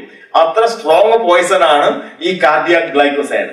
അപ്പോ പുഴുവിലുണ്ടായി, അത് പാറ്റയിൽ വന്നു, അത് കഴിഞ്ഞിട്ട് ആ പക്ഷിയിലേക്ക് എത്തുമ്പം ആ പക്ഷിയെ വിരട്ടാനുള്ള ഒരു തന്ത്രമായിട്ട് ആ വിഷം ഉപയോഗിക്കുകയാണ് ചെയ്യുന്നത്. ഇത് വെള്ളരി തിന്നുന്ന വണ്ടാണ്. നമ്മൾ 4 ചുവട് വെള്ളരിയോ മത്തനോ കുമ്പളമോ എന്ത് നട്ട് കഴിഞ്ഞാലും റെഡി. 4ാം ദിവസം ആകുമ്പോഴേക്കും ഈ വണ്ട് വന്നിട്ട് അത് മുഴുവൻ തിന്നിട്ടുണ്ടാവും. അതിലുള്ള സ്ട്രോങ് ആയിട്ടുള്ള ഒരു പോയിസൺ ആണ് കുക്കുർബിറ്റാസിൻ. നമ്മൾ വെള്ളരിക്ക ചിലപ്പോൾ കഴിക്കുമല്ലോ. കുക്കുർബിറ്റാസിൻ എന്ന് പറയുന്ന വിഷം എല്ലാ വെള്ളരിയിലുണ്ട്. ആ വെള്ളരി വണ്ടിന് കുക്കുർബിറ്റാസിൻ ഇല്ലാണ്ട് ജീവിക്കാൻ പറ്റില്ല. ദിവസേന കുക്കുർബിറ്റാസിൻ കിട്ടിയാലും മാത്രമേ, ഈ ചിലവർ കാണുന്നില്ല, രാവിലെ പോയിട്ട് ബിവറേജിന്റെ മുമ്പിൽ ക്യൂ നിൽക്കും, 2 എണ്ണം വീശി കഴിഞ്ഞാൽ കൈ പറയൊക്കെ നിന്ന് ആള് നോർമലാവും. അതുമാതിരി ഈ വണ്ടിന് ഈ ഇല കിട്ടിയാലും മാത്രമേ ആ വിഷം കിട്ടിയാലും മാത്രമേ അതിന് ജീവിക്കാൻ പറ്റൂ. പക്ഷെ മനുഷ്യന്റെ കാര്യത്തിലോ, ഇത് പാരീസ് എന്നുള്ള വാർത്തയാണ്. Don't eat bitter pumpkin, study warns after woman lose hair. 15 സ്ത്രീകൾക്ക് അവരുടെ ശരീരത്തിലുള്ള രോമം മുഴുവൻ പൊഴിഞ്ഞുപോയി കയ്പുള്ള മത്തം തിന്നിട്ട്. ഭാഗ്യത്തിന് അവർ മരിച്ചില്ല. പക്ഷെ പൂനെയിലുള്ള ഒരു ലേഡി ഈ ചൊരക്ക ജ്യൂസ് 2 ഗ്ലാസ് കുടിച്ചു. അവർ ആശുപത്രിയിൽ എത്തിക്കാൻ സാധിച്ചില്ല. അതിനു മുമ്പേ അവർ മരിച്ചു. സംഗതി എന്താണ്? കുക്കുർബിറ്റാസിൻ. കുക്കുർബിറ്റാസിൻ എന്ന് പറയുന്ന വിഷമാണ് കാരണം. അപ്പൊ കുറച്ച് അളവിൽ കൂടിപ്പോയി കഴിഞ്ഞാൽ നമ്മളെയും അത് ബാധിച്ചേക്കാം. എബ്രഹാം ലിങ്കന്റെ അമ്മ മരിച്ചത് എങ്ങനെയാണെന്ന് അറിയോ? ആട്ടുംപാല് കുടിച്ചിട്ടാണ്. ആട്ടുംപാല് കുടിച്ചു. ആട് പലതും തിന്നുമല്ലോ. ആട് പല പല സാധനങ്ങൾ തിന്നും. അപ്പോ അത് ഏതോ ചെടിയുടെ ഇല തിന്നു. അത് വന്നിട്ട് പിറ്റേ ദിവസം രാവിലെ കറന്നു ആ ആട്ടും കുട്ടികൾക്ക് കൊടുത്തു, പട്ടിക്കുട്ടിക്ക് കൊടുത്തു, ഈ അമ്മയും കഴിച്ചു. എല്ലാരും കഴിച്ചു. അപ്പൊ ആലോചിച്ച് നോക്കണം, നമ്മള് പശുവിന്റെ പാല് കുടിക്കുന്നുണ്ട്. ആ പശു എന്തെല്ലാം തിന്നുന്നുണ്ട്, എന്തെല്ലാം സാധനങ്ങൾ പശു കഴിക്കുന്നുണ്ട്. അതിൽ നിന്നുള്ള ഒരു അംശമൊക്കെ നമ്മുടെ ശരീരത്തിൽ എത്തിക്കൊണ്ടേയിരിക്കുന്നുണ്ട്. നമ്മള് വിഷസാഗരത്തിലാണ് നമ്മുടെ ജീവിതം. നമ്മൾ വഴുതന, വെണ്ട, കയ്പ, പടവലം ഒക്കെ കഴിക്കുമ്പോൾ കുക്കുർബിറ്റാസിനും 100 കണക്കിന് വിഷങ്ങളും നമ്മുടെ ശരീരത്തിൽ വന്നുകൊണ്ടേയിരിക്കുകയാണ്. നമ്മളൊക്കെ വിഷസാഗരത്തിലാണ് ജീവിക്കുന്നത്. എല്ലാം ആപ്പിളിന്റെ വിത്തില് അമിഗ്ഡാലിൻ, പിയറില് ഫോർമാൽഡിഹൈഡ്, മത്സ്യം സൂക്ഷിച്ചു വെക്കുന്ന, ഡെഡ് ബോഡി സൂക്ഷിച്ചു വെക്കുന്ന ഫോർമാൽഡിഹൈഡ്. ഉരുളക്കിഴങ്ങിലാണെങ്കിൽ അതിഭീകര വിഷാണ്. ചാക്കോണിൻ, സൊളാനിസിഡിൻ എന്നൊക്കെ പറഞ്ഞിട്ടുള്ള ഭീകര വിഷങ്ങളാണ് ഉരുളക്കിഴങ്ങില്. അതുകൊണ്ടാണ് മുളക്കുന്ന ഉരുളക്കിഴങ്ങ് ഗർഭിണികൾക്ക് കൊടുക്കരുത് എന്ന് പറയും. ഈ സൊളാനിൻ, ചാക്കോണിനൊക്കെ ഓർഗാനോഫോസ്ഫറസ് പെസ്റ്റിസൈഡിന്റെ മാതിരി അതേ സ്ട്രക്ചറുള്ള വിഷമാണ്, സ്ട്രോങ് ആയിട്ടുള്ള വിഷമാണ്. അതുകൊണ്ട് വലിയ അളവില് ഗർഭിണികൾക്കൊന്നും കൊടുക്കരുത് പറയും. പിന്നെ മാർക്കറ്റില് കുക്കുർബിറ്റാസ്, എല്ലാത്തിലും വിഷമാണ്. ലോകത്തിലെ ഏറ്റവും ഭീകര വിഷങ്ങളിൽ ഒന്നാണ് നമ്മളെ കടലപ്പിണ്ണാക്കിൽ കാണുന്ന പൂപ്പൽ ഉണ്ടാക്കുന്ന വിഷം എന്ന് പറയുന്നത്. ഏറ്റവും ഭയങ്കര കാർസിനോജനുമാണ്, ഭയങ്കര വിഷമാണ്. ഇനി എന്താണ് വിഷം, എന്താണ് മരുന്ന് എന്നുള്ളത് ആ വേർതിരിവ് വളരെ ചെറിയ വേർതിരിവേ ഉള്ളൂ. ഇത് വൈറ്റമിൻ D3 ആണ്. പക്ഷെ ഞാൻ എന്റെ സ്റ്റുഡൻസിനെ പഠിപ്പിക്കുന്നത് എലിവിഷം എന്നാണ്. എലിവിഷം എലിനെ കൊല്ലാൻ വേണ്ടിയിട്ട് ബെസ്റ്റ് ആണ്. പക്ഷെ പ്രായമായി കഴിഞ്ഞാൽ എല്ലാവരും കഴിക്കേണ്ട അത്യാവശ്യമായിട്ടുള്ള സാധനമാണ് വൈറ്റമിൻ D3. അളവ് കൂടിക്കഴിയുമ്പോ എല്ല് പൊടിഞ്ഞ് എലി ചത്തുപോകും. അളവ് കുറഞ്ഞ് കൃത്യമായിട്ടുള്ള ഡോസിലാണെങ്കിൽ എല്ലിന്റെ ശക്തി ഉറപ്പിച്ച് നിർത്തും. അതിന് സ്ത്രീകൾക്കും പുരുഷന്മാർക്കും ഒക്കെ ഒരു പ്രായം കഴിഞ്ഞാൽ സ്ഥിരം കഴിക്കേണ്ട ടാബ്ലറ്റ് ആണ് വൈറ്റമിൻ D3. ഇത് വാർഫെയറിൻ. ഞാൻ എന്റെ സ്റ്റുഡൻസിനെ പഠിപ്പിക്കുന്നത് വിഷം, എലിവിഷം എന്ന് പറഞ്ഞിട്ടാണ്. മാർക്കറ്റിൽ കിട്ടുന്നുണ്ട് എലിവിഷം എന്ന് പറഞ്ഞിട്ട്. പക്ഷെ നമുക്ക് പാരാലിസിസ് വന്നു കഴിഞ്ഞാൽ ഈ ഞരമ്പിലേക്കൂടെ നേരെ കയറ്റി കൊടുക്കുന്നത്, മുമ്പേ, ഇപ്പോഴും മരുന്ന് മാറി, മുമ്പേ കയറ്റി കൊടുത്തുകൊണ്ടിരുന്നത് ഈ എലിവിഷമാണ്.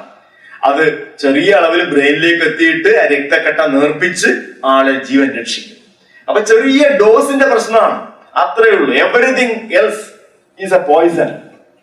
അങ്ങനെ പറഞ്ഞത് മറ്റാരുമല്ല, ഒരു മേവറിക് ഡോക്ടർ ഉണ്ടായിരുന്നു, ഒരു വട്ടനായിട്ടുള്ള ഒരു ഡോക്ടർ. അയാളെ കുറിച്ച് ഒരുപാട് കേട്ട് പുസ്തകങ്ങളൊക്കെ ഉണ്ട്.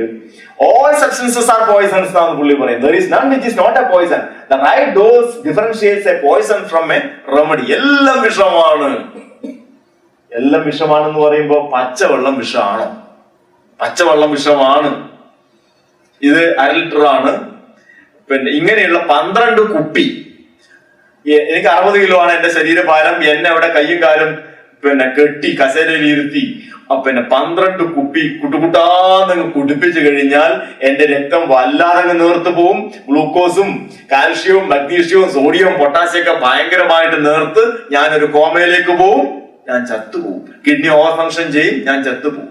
60 കിലോഗ്രാം ഭാരത്തിന് 6 ലിറ്റർ എന്ന് പറഞ്ഞാൽ അതാണ് എന്റെ കണക്ക്, LD50 വാല്യൂ എന്ന് പറയുന്നത്. അപ്പോ കോഫി ഒറ്റ ഇരിപ്പിന് 118 കപ്പ് കാപ്പി കുടിച്ചാൽ ആള് തട്ടിപ്പോവും. ഇനി വൈകിട്ട് എന്താ പരിപാടി? അതാണെങ്കിൽ 13 പെഗ് അടിച്ചാൽ ആള് തട്ടിപ്പോവും. പെഗിന്റെ കണക്കൊക്കെ പറയുന്നുണ്ട്, ആൽക്കഹോളിന്റെ പെർസെന്റേജും എല്ലാം ML കണക്ക് കൃത്യമായിട്ട് പറയുന്നുണ്ട്. ബോഡി വെയിറ്റ് അനുസരിച്ചിട്ടാണ് എപ്പോഴും ഏത് വിഷവും പ്രവർത്തിക്കുക. അപ്പൊ ഇങ്ങനെ നോക്കിക്കഴിഞ്ഞാൽ ഇത് വിഷത്തിന്റെ അളവാണ്. ഇത് alcohol 10,000 milligram per kilogram body weight. അതാണ് ഒരാളെ കൊല്ലാനുള്ള 50% സാധ്യത. അവിടെ LD50 ലീതൽ ഡോസ് 50% എന്നാണ് പറയുന്നത്. ഏറ്റവും വിഷയത അടിയിൽ കാണുന്നതാ ബോട്ടുലിനം ടോക്സിൻ. എനിക്കൊരു 2 ഗ്രാം ബോട്ടുലിനം ടോക്സിൻ ഉണ്ടായാലും കേരളത്തിലെ 3.6 കോടി ജനത്തിന് എനിക്ക് കൊല്ലാം. കുടിവെള്ളത്തെ കലക്കിയാണ് 2 ഗ്രാം പോയിസൺ ഉണ്ടായി. അത്ര ഭയങ്കര സാധനമാണ് ഒരു ബാക്ടീരിയ ഉണ്ടാക്കുന്ന ബോട്ടുലിനം ടോക്സിൻ എന്ന് പറയുന്ന സാധനം. അത്ര ഭയങ്കരമാണ്. എന്നാലോ മുഖത്തെ ചുളിവുകൾ മാറ്റാൻ അത് ബെസ്റ്റ് ആണ്. ചെറിയ അളവിൽ ബോട്ട് ക്രീം തന്നില്ലേ, ബോട്ട് ക്രീം മേടിക്കാൻ കിട്ടാൻ ക്ലാസ്മേറ്റിന്റെ ഗെറ്റ് ടുഗദർ ഉണ്ടെങ്കിൽ വാങ്ങിക്കുക. ഒരാഴ്ച നിൽക്കും ആ മുഖമെല്ലാം നല്ല തുടുത്ത്, മമ്മൂട്ടീന്റെ മാതിരി ഒരാഴ്ച ആ തുടുപ്പ് നിൽക്കും. അത് കഴിഞ്ഞാൽ വീണ്ടും പോകും. അപ്പോ ഏറ്റവും ഭീകര വിഷമാണ് നമ്മൾ ഉപയോഗിച്ച് നേർപ്പിച്ചിട്ട് ഉപയോഗിക്കുന്നത്. കണ്ടില്ലേ, ചുളിവ് മാറുന്ന കാണുന്നില്ലേ? ചുളിവെല്ലാം മാറി നല്ല സുന്ദരക്കുട്ടപ്പനായിട്ട് വരും. അതായത് വിഷത്തിന്റെ തത്വം എന്താണെന്നറിയാം? വിഷം ഈ കാട്ടാനയെ മാതിരിയാണ്, അതിഭീകരനാണ്. കളിച്ചു കഴിഞ്ഞാൽ കയ്യും 2 കാലും പിടിച്ചിട്ട് ഒറ്റ വലിയാണ്, കീറി 2 കഷ്ണാക്കി കളയും. അത്ര ഭീകരനാണ്. പക്ഷേ അവനെ നമ്മൾ മെരുക്കി തടി പിടിപ്പിക്കുന്നില്ലേ? അതേമാതിരി വിഷത്തെ നേർപ്പിച്ചിട്ടാണ് നമ്മൾ ഉപയോഗിക്കുന്നത്. ആ നേർപ്പിക്കുന്നതാണ് അതിന്റെ മെരുക്കൽ പ്രക്രിയ എന്ന് പറയുന്നത്. എന്നാൽ ഈ നേർപ്പിക്കലിന്റെ പല ഇൻഡിസസ് ഉണ്ട്. Derived no effect level, NOAEL, no observable adverse effect level എന്ന് പറഞ്ഞാൽ വളരെ ചെറിയൊരു ഡോസിൽ ഒരു എഫക്റ്റും ഉണ്ടാവില്ല. നമ്മുടെ ശരീരത്തിന് ഈ വിഷത്തിനെയൊക്കെ പ്രോസസ് ചെയ്യാൻ പറ്റും. വിഷത്തിനൊക്കെ നമ്മുടെ ശരീരത്തിന് തള്ളിക്കളയാൻ പറ്റും. അതുകൊണ്ട് നോ എഫക്ട് ലെവൽ. LOAEL എന്ന് പറഞ്ഞാൽ lowest observable adverse effect level. പിന്നെ LD50 വാല്യൂ എന്ന് പറഞ്ഞാൽ വിഷം കൂടി വന്ന് ആ 50% ടാർഗറ്റ് പോപ്പുലേഷൻ ചത്തുപോകുന്നതാണ് LD50 എന്ന് പറയുന്നത്. അതാണ് ഈ വിഷങ്ങളെ തമ്മിൽ താരതമ്യപ്പെടുത്താൻ വേണ്ടിയിട്ട് ഉപയോഗിക്കുന്നത്. ഇനി ഒരു അനാസിനും അപ്പുറം കാണുന്ന കീടനാശിനിയും തമ്മിൽ ഏതിനാ വിഷം കൂടുതൽ? ഒന്ന് അനാസിനാണ്, നമ്മൾ തലവേദനയൊക്കെ കഴിക്കുന്ന സാധനമാണ്. ഏതിനാണ് വിഷം കൂടുതൽ? അനാസിന്റെ LD50 വാല്യൂ 357 മില്ലിഗ്രാം.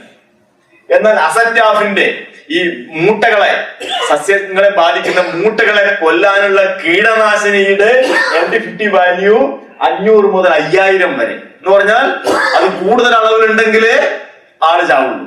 അനാസിനേക്കാളും എത്രയോ മടങ്ങ് വിഷം കുറവാണ് അസറ്റാഫിന്. അതുമാതിരി തക്കുമി 2000 മില്ലിഗ്രാം ആണ്. അത്ര കൂടുതൽ കൊടുത്താൽ മാത്രമേ അവിടെ ഡെത്ത് ഉണ്ടാവുള്ളൂ. അപ്പൊ അനാസിനാണ് ഈ കൂട്ടത്തിൽ വിഷം കൂടുതൽ. സംഗതി മരുന്നാണ്, നമ്മൾ കഴിക്കുന്നതാണ്, മറ്റേത് തളിക്കുന്നതാണ്. അപ്പൊ വിഷം കൂടുതൽ, വിഷശക്തി കൂടുതലുള്ളത് അനാസിനാണ്. നമ്മൾ ഒരിക്കലും ആലോചിച്ചിട്ടുണ്ടാവില്ലേ? ഇനി ഡെയിലി ഇൻടേക്ക് എത്രമാത്രം നമുക്ക് കഴിക്കാം എന്നുള്ളതിന്റെ കണക്കൊക്കെ ഇതുണ്ട്. വളരെ നേർപ്പിച്ചാകുമ്പോൾ സ്ഥിരമായിട്ട് കഴിച്ചു കഴിഞ്ഞാലും പ്രശ്നമില്ലാത്ത ഒരു അളവ് നമുക്ക് കണ്ടെത്താൻ വേണ്ടിയിട്ട് പറ്റും. അതൊക്കെ എലികളിൽ പഠനങ്ങൾ നടത്തി തലമുറയായിട്ട് എലികളിൽ പഠനങ്ങൾ നടത്തിയിട്ടാണ് ഇതൊക്കെ കണ്ടെത്തുന്നത്. ആ എലിക്ക് ഒരു കുഴപ്പമില്ലാത്ത ഡോസിന്റെ 100-1 മനുഷ്യന് ദിവസേന കഴിക്കാവുന്ന ഡോസായിട്ട് നിജപ്പെടുത്തിയിരിക്കുന്നത്. എലിക്ക് തലമുറയായിട്ട് ഒരു കുഴപ്പം ഉണ്ടാക്കാത്ത ഡോസിന്റെ 100-1. അതിന്റെ 80% പഴങ്ങളിലും പച്ചക്കറികളിലും അനുവദനീയമായിട്ടുള്ള വിഷം എന്ന് പറഞ്ഞു കഴിഞ്ഞാൽ. ഈ കീടനാശിനികൾ നമ്മളിങ്ങനെ തളിച്ചു കഴിഞ്ഞാൽ അത് ആൾക്കാർക്ക് ഭയങ്കരമായിട്ടുള്ള ദോഷം വരുമോ, അത് ആളെ കൊല്ലുമോ എന്നാണ് ചോദ്യം. നോക്കുക, സാധാരണ കീടങ്ങളെ കൊല്ലാനുള്ള ഡോസ് എന്ന് പറഞ്ഞാൽ പഴയ കീടനാശിനികൾക്കെല്ലാം 500 ppm മുതൽ 1000 ppm എന്ന് പറഞ്ഞാൽ 1 ലിറ്ററില് 1 മില്ലി അല്ലെങ്കിൽ 2 മില്ലി എന്നുള്ള തോതിൽ അത്ര മാത്രമേ ആവശ്യമുള്ളൂ. അത്രയും നേർപ്പിച്ചിട്ടാണ് നമ്മൾ കീടങ്ങളെ കൊല്ലുന്നത്. ഒരു കീടത്തിന്റെ ശരീരഭാരം എന്ന് പറയുന്നത് 6 മില്ലിഗ്രാം അത്രയൊക്കെ വരുള്ളൂ. ഒരു ഈച്ച, ഒരു കൊതുകിന്റെ ഒക്കെ ശരീരഭാരം 6 മില്ലിഗ്രാം. ഒരു മനുഷ്യന്റെ ശരീരഭാരം 60 കിലോഗ്രാം. അപ്പൊ 10 ലക്ഷം മടങ്ങ് വ്യത്യാസം വന്നു.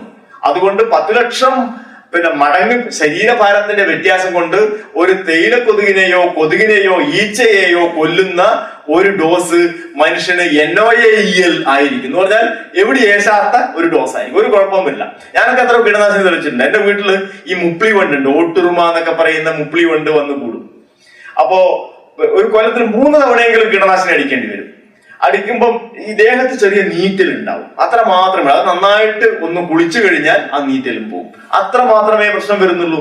ലോകത്തിൽ ലക്ഷക്കണക്കിന് ലിറ്റർ കീടനാശിനികൾ ലക്ഷക്കണക്കിന് ഹെക്ടറിൽ അടിക്കുന്നു ലക്ഷക്കണക്കിന് കൃഷിക്കാർ. എന്നിട്ട് അവർക്കൊന്നും പ്രശ്നം വരുന്നില്ലല്ലോ. കാരണം അത് നേർപ്പിക്കുന്നത് കൊണ്ടാണ്. നേർപ്പിച്ചു കഴിയുമ്പോ ഇതെവിടെയും പ്രശ്നം വരുന്നില്ല, മനുഷ്യന് പ്രശ്നം ഉണ്ടാവുന്നില്ല. പിന്നെയോ മനുഷ്യന്റെ പ്രൊട്ടക്ഷൻ എന്താണ്? ഒന്ന് ശരീരഭാരം, 10 ലക്ഷം മടങ്ങ് ശരീരഭാരം കൂടുതലാണ്. സൈറ്റോക്രോം P450 എന്ന് പറയുന്ന ഒരു രാസാഗ്നി കൂട്ടമുണ്ട് നമ്മുടെ മൂക്കിന്റെ ഉള്ളിലെ പാളിയിൽ, ഈ തൊണ്ടയില്, ലിവറില്, എല്ലാ കോശങ്ങളിലും ഈ P450 ഉണ്ട്. അവൻ ഈ പുറമേ നിന്ന് വരുന്ന തന്മാത്രകൾ അതെന്തും ആയിക്കോട്ടെ അതിനെ അടിച്ച് തകർത്ത് പുറത്തേക്ക് വിടും. അതിനെ വിഷമല്ലാതാക്കി മാറ്റും. പിന്നെ ബ്ലഡ് ബ്രെയിൻ ബാരിയർ എന്ന് പറയും. ബ്ലഡിലുള്ള എല്ലാ സാധനവും ബ്രെയിനിലേക്ക് പോകില്ല. ക്യാപിറ്റലിലേക്ക് എല്ലാവർക്കും പ്രവേശനമില്ല. ബ്ലഡിലുള്ള പല കെമിക്കലിനെയും ബ്രെയിനിലേക്ക് വിടില്ല. ലിവർ 3 ലക്ഷം തരം രാസാഗ്നികളുടെ ഒരു സംഘാതമാണ് ലിവറിലുള്ളത്. നമ്മൾ കഴിക്കുന്ന ഏത് ഗുളികയോ മരുന്നോ എല്ലാത്തിനെയും തകർത്ത് തരിപ്പണമാക്കുന്ന രാസാഗ്നികളുടെ കൂട്ടമാണ് നമ്മുടെ കരളിലുള്ളത്. പിന്നെ അംബിലിക്കൽ കോഡ്, പൊക്കിൾ കൊടി എന്ന് പറയുന്നത് എല്ലാ അമ്മയുടെ ശരീരത്തിലുള്ള എല്ലാ രാസവസ്തുക്കളെയും കുഞ്ഞിന്റെ ശരീരത്തിലേക്ക് വിടില്ല. ഒരുപാട് ബ്ലോക്ക് ഉണ്ട്, ഒരുപാട് അവിടെ ബ്ലോക്ക് നടത്തിയിട്ട് മാത്രമേ വിടുള്ളൂ. അതാണ് umbilical code barrier. Gastro intestinal epithelium, നമ്മുടെ ഈ വായ മുതൽ ആനസ് വരെയുള്ള ആ ട്യൂബിന്റെ ഉള്ളിലുള്ള ഒരു 4-5 പാളി കോശങ്ങൾ ഒരു 4-5 ദിവസത്തിനടുക്ക് കംപ്ലീറ്റ് പൊഴിഞ്ഞു പോകും. കാരണം നമ്മൾ കഴിക്കുന്ന വെണ്ടക്കയും വഴുതനയൊക്കെ വിഷമാണല്ലോ, സസ്യജന്യ വിഷങ്ങൾ ഉണ്ടല്ലോ അതില്. ആ വിഷങ്ങളുമായിട്ട് ഈ കോശങ്ങൾക്ക് സ്ഥിരം കോണ്ടാക്ട് വരാൻ പാടില്ല. അങ്ങനെ വന്നു കഴിഞ്ഞാൽ അതിൽ മാറ്റങ്ങൾ ഉണ്ടാവും. അതുകൊണ്ട് അതിനെ മുഴുവൻ പൊഴിച്ചു കളഞ്ഞ് പുതിയ കോശങ്ങൾ ഉണ്ടാക്കും, ഇടക്കിടക്കെ ഉണ്ടാക്കും. നമ്മുടെ മലത്തിന്റെ കൂടെ ഈ കോശങ്ങൾ പോയിക്കൊണ്ടേയിരിക്കും. അതാണ് gastro industrial epithelium. Dermal barrier, നമ്മുടെ സ്കിൻ ഇങ്ങനെ വളരെ സോഫ്റ്റ് ആയിട്ട് കണ്ടോട്ടെ, ഭയങ്കര ബാരിയറാണ്, ഒരുപാട് രാസവസ്തുക്കളെ ബ്ലോക്ക് ചെയ്യുന്ന സാധനമാണ്. പിന്നെ പലതരം രാസാഗ്നികൾ. ഇനി പെസ്റ്റിസൈഡ് റെസിഡ്യൂ നമ്മൾ നോക്കിക്കഴിഞ്ഞാൽ, പെസ്റ്റിസൈഡ് ഓൺ യുവർ പ്ലേറ്റർ, നിങ്ങളുടെ ഫുഡ് പ്ലേറ്റില്, ചോറില് അല്ലെങ്കിൽ ഭക്ഷണ പാത്രത്തില് നിറയെ വിഷമാണെന്നാണ് ആഴ്ച പരതുന്നത്. ഓണ വിപണിയിലെ പച്ചക്കറികൾ ആളെ കൊല്ലുന്ന, ചില്ലറയെന്നല്ല, ആളെ കൊല്ലും 8 ഇനത്തിൽ ഉഗ്ര കീടനാശിനികൾ എന്നാണ് സ്വന്തം ലേഖകൻ അടിച്ച് പറപ്പിക്കുന്നത്. എന്താ സംഗതി എന്നറിയോ? പിന്നെ നമ്മൾക്ക് അനുവദനീയമായിട്ടുള്ള അളവിന്റെ ഒരു ലേശം കൂടുതൽ വന്നിട്ടേ ഉള്ളൂ, അതിനാണ് ആളെ കൊല്ലും എന്ന് പറഞ്ഞിരിക്കുന്നത്. ഈ അളവ് ഫിക്സ് ചെയ്യുന്നത് എലിക്ക് ഒരു കുഴപ്പവുമില്ലാത്ത ഡോസിന്റെ 100-1 അതിലൊരല്പം കൂടുതലേ ഇവിടെ വന്നിട്ടുള്ളൂ. എന്നുവെച്ചാൽ എലിക്ക് പോലും അതിന്റെ 100 ഇരട്ടി ആയാൽ പോലും എലിക്ക് പോലും കുഴപ്പം വരില്ല. ഒരു എലി ഒരു 300-350 ഗ്രാം ഉണ്ടെന്ന് വെച്ചോ, നമ്മൾ 60 കിലോഗ്രാം ഉണ്ട്. എത്രയോ മടങ്ങാണ് നമ്മുടെ ശരീരഭാരം വരുന്നത്. അതുകൊണ്ട് നമുക്കൊരു കുഴപ്പം വരാൻ സാധ്യതയില്ല.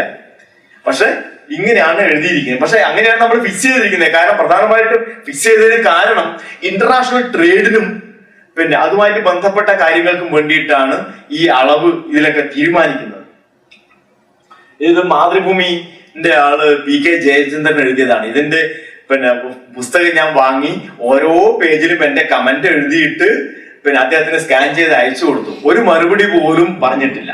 പുസ്തകം എഴുതി ആൾക്കാരെ പേടിപ്പിക്കാം, വസ്തുതകൾ പറയാനാണ് പാട്. വസ്തുതകൾ പഠിച്ച് ജനങ്ങളുടെ മുമ്പിൽ അവതരിപ്പിക്കണമെങ്കിൽ അതിന് കുറച്ച് എഫേർട്ട് എടുക്കണം. അത് അദ്ദേഹം ചെയ്തിട്ടില്ല.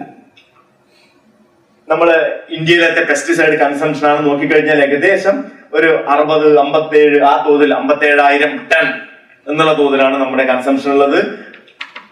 പിന്നെ കഴിഞ്ഞ 10 വർഷത്തെ ശരാശരിയാണ് ഏത് പഴങ്ങളിലും പച്ചക്കറികളിലുമുള്ള വിഷാംശം പരിശോധിച്ച് അനുവദനീയമായിട്ടുള്ള അളവിനേക്കാളും കൂടുതൽ എത്ര ശതമാനമുണ്ട് എന്ന് പരിശോധിക്കുന്ന 32 ലാബറട്ടറികൾ ഇന്ത്യയിലുണ്ട്. 32 ലാബറട്ടറികൾ. അതിന്റെ ഡേറ്റ മുഴുവൻ ലഭ്യമാണ്. പണ്ടൊന്നും കിട്ടൂലായിരുന്നു. ഞാൻ പിന്നെ കാസർഗോഡ് MP വഴി പാർലമെന്റിൽ 3-4 തവണ ചോദ്യം ചോദിച്ചിട്ടുണ്ട്. അത് ലഭ്യമല്ല എന്നേ മറുപടി പറയുള്ളൂ. അത് ഡാറ്റ ഡൈവേർട്ട് ചെയ്യാൻ പറ്റില്ല എന്നാണ് പറഞ്ഞത്. പക്ഷെ ഇപ്പോഴെല്ലാം ലഭ്യമാണ്. ആ ലഭ്യമായിട്ടുള്ള ഡേറ്റ നോക്കിക്കഴിഞ്ഞാൽ ഏകദേശം 2% താഴെ പഴങ്ങളിലും പച്ചക്കറികളിലും കാർഷിക ഉൽപ്പന്നങ്ങളിലും മാത്രമേ അനുവദനീയമായിട്ടുള്ള അളവിനേക്കാളും കൂടുതൽ വിഷാംശം ഉള്ളൂ, അവശിഷ്ട വീര്യമുള്ളൂ. 98% സുഖമായിട്ട് കഴിക്കാം എന്നാണ് ഇത് കാണിക്കുന്നത്. അതേ ഡേറ്റ തന്നെയാണ്. വേറൊരു വർഷത്തെ ആവറേജ് എടുക്കുമ്പോൾ 2%.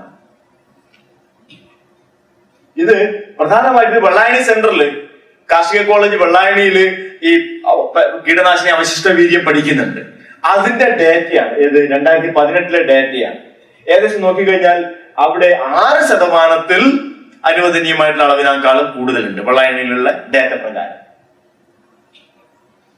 ഇത് വെള്ളായണി സെന്ററിൽ നിന്നുള്ള റിപ്പോർട്ടാണ്. ഇത് പിന്നെ റെസിഡ്യൂ ടോട്ടൽ സാമ്പിൾ. ഇത് വെള്ളായണിയിൽ നിന്നുള്ള സാമ്പിൾ തന്നെയാണ്. ഏതൊക്കെയാണ് പ്രധാനമായിട്ടുള്ള കീടനാശിനികൾ വരുന്നത്? ഏറ്റവും കൂടുതൽ കീടനാശിനികൾ വരുന്നത് ഒന്ന് പിന്നെ ചുവന്ന മുളകിലാണ്, വറ്റൽ മുളകിലാണ് ഏറ്റവും കൂടുതൽ കീടനാശിനി അവശിഷ്ട വീര്യം വരുന്ന ഒരു സംഗതി. പിന്നെ ഒന്ന് വരുന്നത് കാർഡമാണ്. ഏലത്തിലും വളരെ ഉയർന്ന തോതിൽ കീടനാശിനി വരുന്നുണ്ട്. പക്ഷെ ഇപ്പോഴെല്ലാം മാറിയേ. ഇപ്പം ഏലത്തിൽ വളരെ കുറഞ്ഞു. കാരണം ഏലം കയറ്റുമതി പ്രധാനമായിട്ടും നമ്മുടെ ഗൾഫ് രാജ്യങ്ങളിലേക്കായിരുന്നു. അവർ ഈ റെസിഡ്യൂ ഒന്നും കാര്യമായിട്ട് നോക്കാറുണ്ടായിരുന്നില്ല. ഇപ്പോഴവിടെയൊക്കെ GCMS ഒക്കെ വാങ്ങി ചെറുപ്പക്കാർ ഇതെല്ലാം പരിശോധിക്കാൻ തുടങ്ങിയതിനോട് കൂടിയിട്ട് ഈ കൺസൈൻമെന്റ് മൊത്തം തിരിച്ചു വരാൻ തുടങ്ങി. അപ്പൊ ഏലം കൃഷിക്കാർ പെസ്റ്റിസൈഡ് അടിക്കുന്നത് വളരെ കുറച്ച് ഒരുപാട് ശാസ്ത്രീയമായിട്ടുള്ള മറ്റു മാർഗങ്ങളിലേക്ക് അവര് പോകാൻ വേണ്ടി തുടങ്ങിയിട്ടുണ്ട്. അതുകൊണ്ട് ഇപ്പം ഏലത്തിൽ കുറഞ്ഞു വരികയാണ് എന്നുള്ള വളരെ ആശാവഹമായിട്ടുള്ള ഒരു പ്രവണതയുണ്ട്.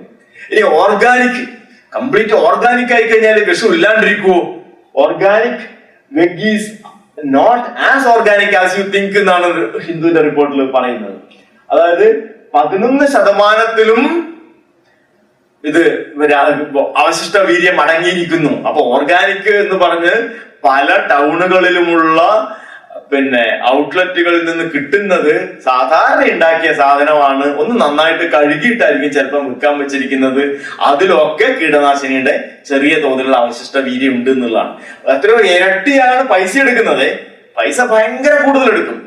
പക്ഷെ പഴയ സാധനം തന്നെയാണ് കൊടുക്കുന്നത്, അല്ലെങ്കിൽ ബാക്കിയുള്ള ദിക്കിൽ കിട്ടുന്ന അതേ സാധനം തന്നെയാണ് ഇവിടെയും കൊടുക്കുന്നത് എന്നുള്ളതാണ്. ഇനിയോ നമ്മൾ നന്നായിട്ട് കഴുകി റണ്ണിങ് വാട്ടറിൽ പൈപ്പ് വെള്ളത്തിൽ നന്നായിട്ട് കഴുകി ഉപയോഗിച്ചു കഴിഞ്ഞാൽ വലിയ കുഴപ്പമൊന്നുമില്ല. കഴിയുന്നത്ര പച്ച കഴിക്കാതിരിക്കുക, നന്നായിട്ട് വേവിച്ചിട്ട് ഉപയോഗിക്കുക. അങ്ങനെയാണെങ്കിൽ ഈ അംശമൊന്നും വലിയ പ്രശ്നങ്ങളൊന്നും ഉണ്ടാക്കുന്നതല്ല. വലിയ തോതില് ഇതിന്റെയൊക്കെ 70, 68, 87% വരെ ഇന്നുള്ള വിഷാംശം വീണ്ടും പോകുന്നു എന്നുള്ളതാണ്. വേവിക്കുമ്പോൾ വീണ്ടും പോകുന്നു. കാരണം ഒരുപാട് വിഷങ്ങൾ തെർമോലബൈലാണ്, അതിൽ ഘടിച്ചു പോകുന്നതാണ്. Boiling and cooking degrade pesticides, അതൊക്കെ സ്റ്റീമിങ്ങും ഒക്കെ ചെയ്യുമ്പോൾ വീണ്ടും പെസ്റ്റിസൈഡ് കുറയാണ് ചെയ്യുന്നത്. അപ്പൊ പെസ്റ്റിസൈഡും ക്യാൻസറും തമ്മിലുള്ള ബന്ധം ആണ് അടുത്തത് നമുക്ക് പരിശോധിക്കുന്നത്. പെസ്റ്റിസൈഡ് ഇപ്പം നാട്ടിൽ ചോദിച്ചു കഴിഞ്ഞാൽ എല്ലാവരും പറയുന്നത് എന്താ? എല്ലാ വീട്ടിലും ക്യാൻസർ. അവിടെയുണ്ട്, അപ്പുറത്തുമുണ്ട്. ഇപ്പൊ ക്യാൻസർ ഭയങ്കരമായിട്ട് കൂടി എന്നുള്ളത് ജനങ്ങളുടെ ഒരു സ്വകാര്യം. ഞാൻ വയനാട്ടിൽ എനിക്കൊരു പ്രോജക്റ്റ് ഉണ്ടായിരുന്നു. അപ്പോ വയനാട്ടിൽ പോയി കഴിഞ്ഞാൽ പറയും, ഇന്ന പഞ്ചായത്ത് അവിടെ മുഴുവൻ വാഴകൃഷിയാണ്. വാഴകൃഷി എന്ന് പറഞ്ഞു കഴിഞ്ഞാൽ അവിടെ ഫ്രഡാനും മറ്റൊക്കെ ഉപയോഗിച്ചിരുന്നതാണ്. അവിടെ മുഴുവൻ ജനത്തിനും ക്യാൻസറാണ്. കാസർഗോഡ് ജില്ലയിൽ ഒരു വാഴകൃഷി മേഖലയുണ്ട്. അവിടെ ഇതുമാതിരി തന്നെയാ പറയും. ആൾക്കാർ വിശ്വസിച്ചു പറയുന്നതാണ്, അവിടെ ഭയങ്കര ക്യാൻസറാണ്. കണക്കാരെങ്കിലും പറയുവോ? അവിടുത്തെ കണക്ക് എത്രയാണ്? പഞ്ചായത്ത് സർവേ നടത്തിയിട്ടുണ്ടോ? കേരള ശരാശരി എത്രയാണ്? കാസർഗോഡിന്റെ ശരാശരി എത്രയാണ്? ഈ പഞ്ചായത്തിൽ എത്രയാണ്? ഡേറ്റ നിങ്ങൾ പറയുന്നു പറയാം. ഒരാളുടെ കയ്യിലും ഡേറ്റ ഇല്ല. ഡേറ്റ വെച്ച് പറയുന്ന പരിപാടിയും നമുക്കില്ല. എന്റെ മന്ത്രിയായിരിക്കും, അല്ലെങ്കിൽ വലിയ രാഷ്ട്രീയ നേതാക്കളായിരിക്കും. ഇവർ ഒരാൾക്കും തന്നെ ഡേറ്റ സഹിതം ഒരു കാര്യം പറയുക എന്നുള്ള പരിപാടിയേ ഇല്ല. എല്ലാം അങ്ങ് ഓഫാൻഡായിട്ട് അങ്ങ് പറയുക എന്നുള്ളതാണ്. നമ്മൾ നോക്കിക്കഴിഞ്ഞാല് ഇത് 100,000 പേർക്ക് ക്യാൻസറിന്റെ കണക്കാണ്. നോക്കിക്കഴിഞ്ഞാൽ വികസിത മുതലാളിത്ത കുത്തക രാജ്യങ്ങളിലെല്ലാം തന്നെ ക്യാൻസർ ഭയങ്കര കൂടുതലാണ്. എന്താ അങ്ങനെ അല്ലേ? ഓസ്ട്രേലിയ, ന്യൂസിലാൻഡ്, അയർലൻഡിൽ 374. ഇത് കുറച്ച് പഴയ ഡാറ്റയാണ്, 2018 ഡാറ്റയാണ്. 23 ഇതിപ്പോ ഒരു 400 എത്തിയിട്ടുണ്ടാവും. 100,400 പേർക്ക് അയർലൻഡിൽ ക്യാൻസർ. ബാക്കിയുള്ള രാജ്യങ്ങൾ നോക്കിക്കോളൂ. ഇന്ത്യ 98 ഉള്ളൂ. World average 198. എന്തുകൊണ്ടാണ് വികസിത മുതലാളിത്ത കുത്തക രാജ്യങ്ങളിലൊക്കെ ക്യാൻസർ ഭയങ്കര കൂടുതൽ? എന്താണ് കാര്യം? എന്തുകൊണ്ട് ഇങ്ങനെ ഉണ്ടാവുന്നു? ഇനി അടുത്ത് നോക്കിയാൽ ഇന്ത്യയിലെ ഏതൊക്കെ സംസ്ഥാനങ്ങളിലാണ് ഏറ്റവും കൂടുതൽ ക്യാൻസർ വരുന്നത് നോക്കിക്കഴിഞ്ഞാൽ നമ്മൾ ആദ്യം എന്താ പറയാ? പഞ്ചാബ് അല്ലെ?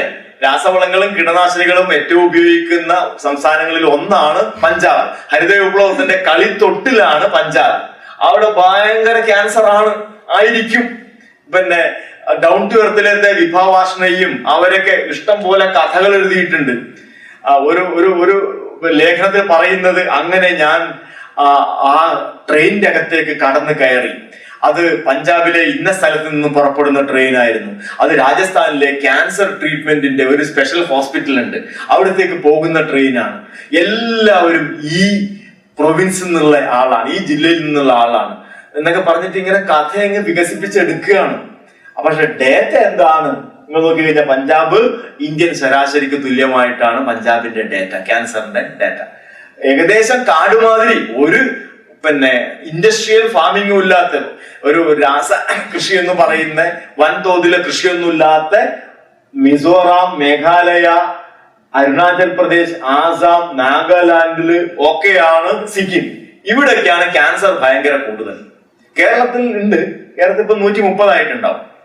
എന്തുകൊണ്ടാണ് ഈ നോർത്ത് ഈസ്റ്റേൺ സംസ്ഥാനങ്ങളിൽ, കാര്യമായിട്ട് കൃഷിയൊന്നും ഇല്ലാത്ത നോർത്ത് ഈസ്റ്റേൺ സംസ്ഥാനങ്ങളിൽ ഇത് കൂടുതലായിട്ട് കാണുന്നത്? എന്താണ് അതിന്റെ കാര്യം ഉണ്ടാവുക? നിങ്ങൾ ആർക്കെങ്കിലും ഗസ് ചെയ്യാൻ പറ്റുമോ? ഫുഡിന്റെ വ്യത്യാസം പറയുകയാണെങ്കിൽ ജങ്ക് ഫുഡ്, ടൊബാക്കോ, പിന്നെ യെസ് ഐസ്. കൂടുതൽ പിന്നെ പ്രായം കൂടുന്തോറും ക്യാൻസറിന്റെ അളവ്, അതെ, ക്യാൻസറിന്റെ എണ്ണം കൂടി വരും. ഇവിടെയോ ഇന്ത്യൻ സംസ്ഥാനങ്ങളിലോ ഈ പറഞ്ഞത് തന്നെ ആൽക്കഹോളും ടൊബാക്കോ. ഈ നോർത്ത് ഈസ്റ്റേൺ സംസ്ഥാനങ്ങളിലൊക്കെ തന്നെ ആൽക്കഹോളിന്റെ കൺസംഷൻ കൂടുതലാണ്, ടൊബാക്കോന്റെ കൺസംഷനും പല രീതിയിലുള്ള ടൊബാക്കോ അതിന്റെയൊക്കെ കൺസംഷൻ കൂടുതലാണ്. ഈ വികസിത മുതലാളിത്ത രാജ്യങ്ങളിലൊക്കെ ഏറ്റവും പ്രധാനപ്പെട്ടത് ആയുസ്സാണ്. നമ്മള് പിന്നെ international agency for research on cancer IARC എന്ന് പറയുന്ന WHO കീഴിലുള്ള ഒരു സംഘടനയുണ്ട്. ആ സംഘടനയുടെ കണക്കുകളാണ് നമ്മൾ എടുത്ത് പരിശോധിക്കുക. ആ പരിശോധിച്ച് നോക്കിക്കഴിഞ്ഞാൽ കാർസിനോജനിക് ടു ഹ്യൂമൻസ് തെളിയിക്കപ്പെട്ടത് 121 സാധനങ്ങളുണ്ട്. ക്യാൻസർ വരുമെന്ന് തെളിയിക്കപ്പെട്ടിട്ടുള്ള ആനിമൽ സ്റ്റഡീസിലും ഹ്യൂമൻ സ്റ്റഡീസിലും തെളിയിക്കപ്പെട്ടിട്ടുള്ള 121 സാധനങ്ങളുണ്ട്. Probably carcinogenic 2A 88, 2B possibly carcinogenic 313, not classifiable as to carcinogenicity to humans 499. ഈ തോതിലാണ് IARC ഇപ്പം അപ്ഗ്രേഡ് ചെയ്തിട്ടുണ്ടാവും. ഇത് കുറച്ച് പഴയ ഡാറ്റയാണ്. അപ്പൊ ഇതിൽ എന്തൊക്കെയാണ് തെളിയിക്കപ്പെട്ടിട്ടുള്ളത്? ഓരോ ഭാഗത്തുള്ള ക്യാൻസറിന്റെ കാരണങ്ങളാണ്. ലിപ്പിന് ഹൈഡ്രോ ക്ലോറോ തയാസൈഡ്, പിന്നെ സോളാർ റേഡിയേഷൻ. ഓറൽ കാവിറ്റിയിലുള്ള cancer, alcoholic beverages, betel quid with tobacco, betel quid without tobacco, human papilloma virus, tobacco smokeless, tobacco smoking, ആൽക്കഹോളും ടൊബാക്കോവും പിന്നെ വൈറസുകളും ഇതൊക്കെയാണ്. മറ്റു കാരണങ്ങളൊന്നും ഇതിൽ കാണുന്നില്ല, കീടനാശിനികളൊന്നും തന്നെ ഇതിൽ പറയുന്നില്ല. ജങ്ക് ഫുഡ് ഇല്ല, ആൽക്കഹോൾ ഉണ്ട്, ടൊബാക്കോ ഉണ്ട്, വെറ്റിലയുണ്ട്, അടക്കയുണ്ട്, അതൊക്കെ കാർസിനോജൻ. പിന്നെ human papilloma virus, salivary gland, X ray radiation, gamma radiation, tonsil, human papilloma virus, pharynx, alcoholic beverage. Alcoholic beverages നമ്മുടെ അലിമെന്ററി കനാലിൽ എവിടെ വേണമെങ്കിലും ക്യാൻസർ ഉണ്ടാക്കാവുന്ന നമ്പർ 1 കാർസിനോജനാണ്, പ്രൂവൺ കാർസിനോജനാണ് ആൽക്കഹോളിക് ബീവറേജസ്. എല്ലാം തന്നെ ആൽക്കഹോൾ അടങ്ങിയിട്ടുള്ള എല്ലാതരം ബീവറേജസ് എന്ന് വെച്ചാൽ തീരെ കഴിക്കേണ്ടതൊന്നുമല്ല, അത്യാവശ്യമൊക്കെ കഴിക്കാം. അസോസിയേഷൻ കൂടുന്തോറുമാണ് ക്യാൻസർ വരാനുള്ള സാധ്യത എപ്പോഴും കൂടി വരിക. അസോസിയേഷന്റെ പ്രശ്നമാണ്. ഒരു 1 ടൈം കഴിച്ചതിനെ കൊണ്ടൊന്നും വരുമെന്ന്.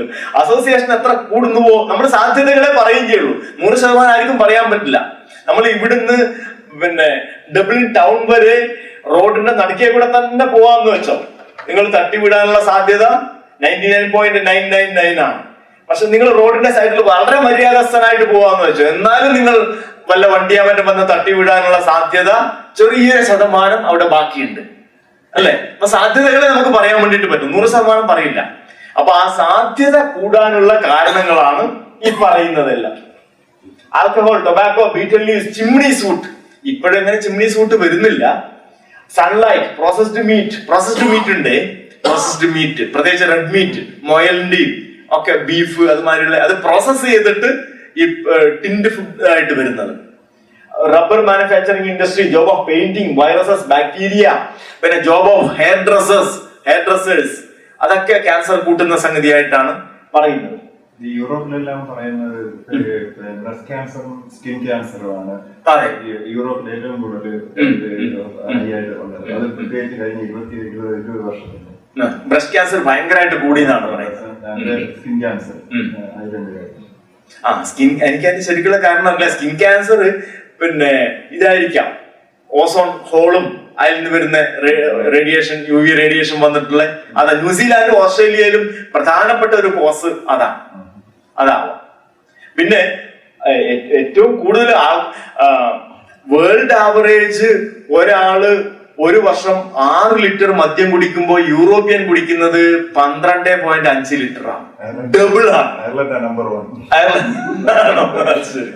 അപ്പൊ ആൽക്കഹോൾ കൺസംഷൻ കൂടുമ്പോൾ ക്യാൻസറിന്റെ ചാൻസ് എന്തായാലും കൂടും. നമ്പർ 1 കാർസിനോജൻ ആണ് ആൽക്കഹോൾ, പ്രൂവൺ കാർസിനോജൻ ആണ് ആൽക്കഹോൾ.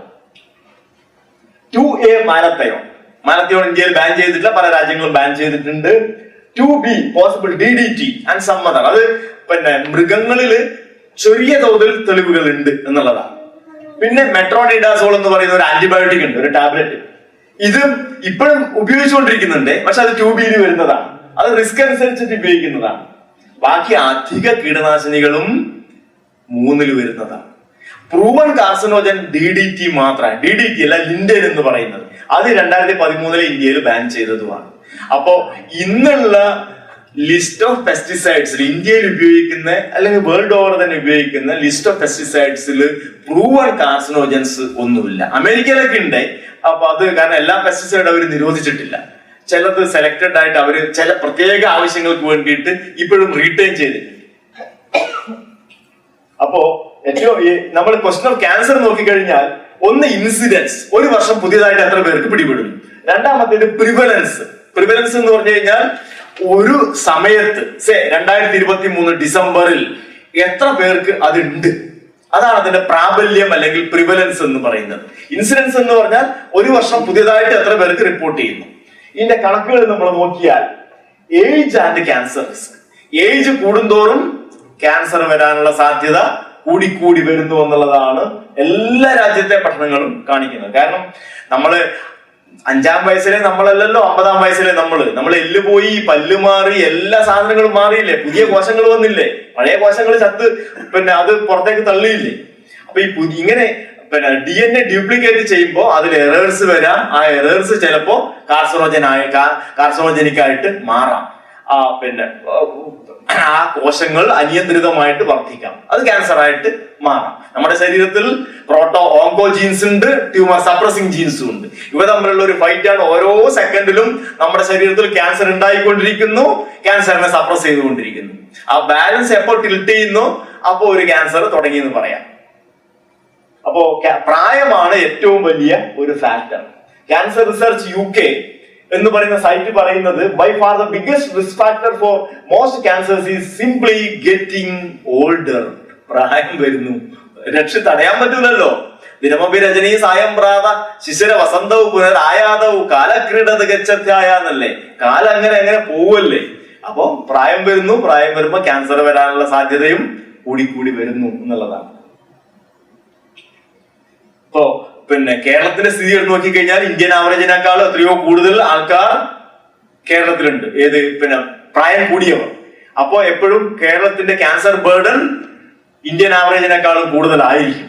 കാരണം പ്രായമുള്ള ആൾക്കാർ കൂടുതലാണ്.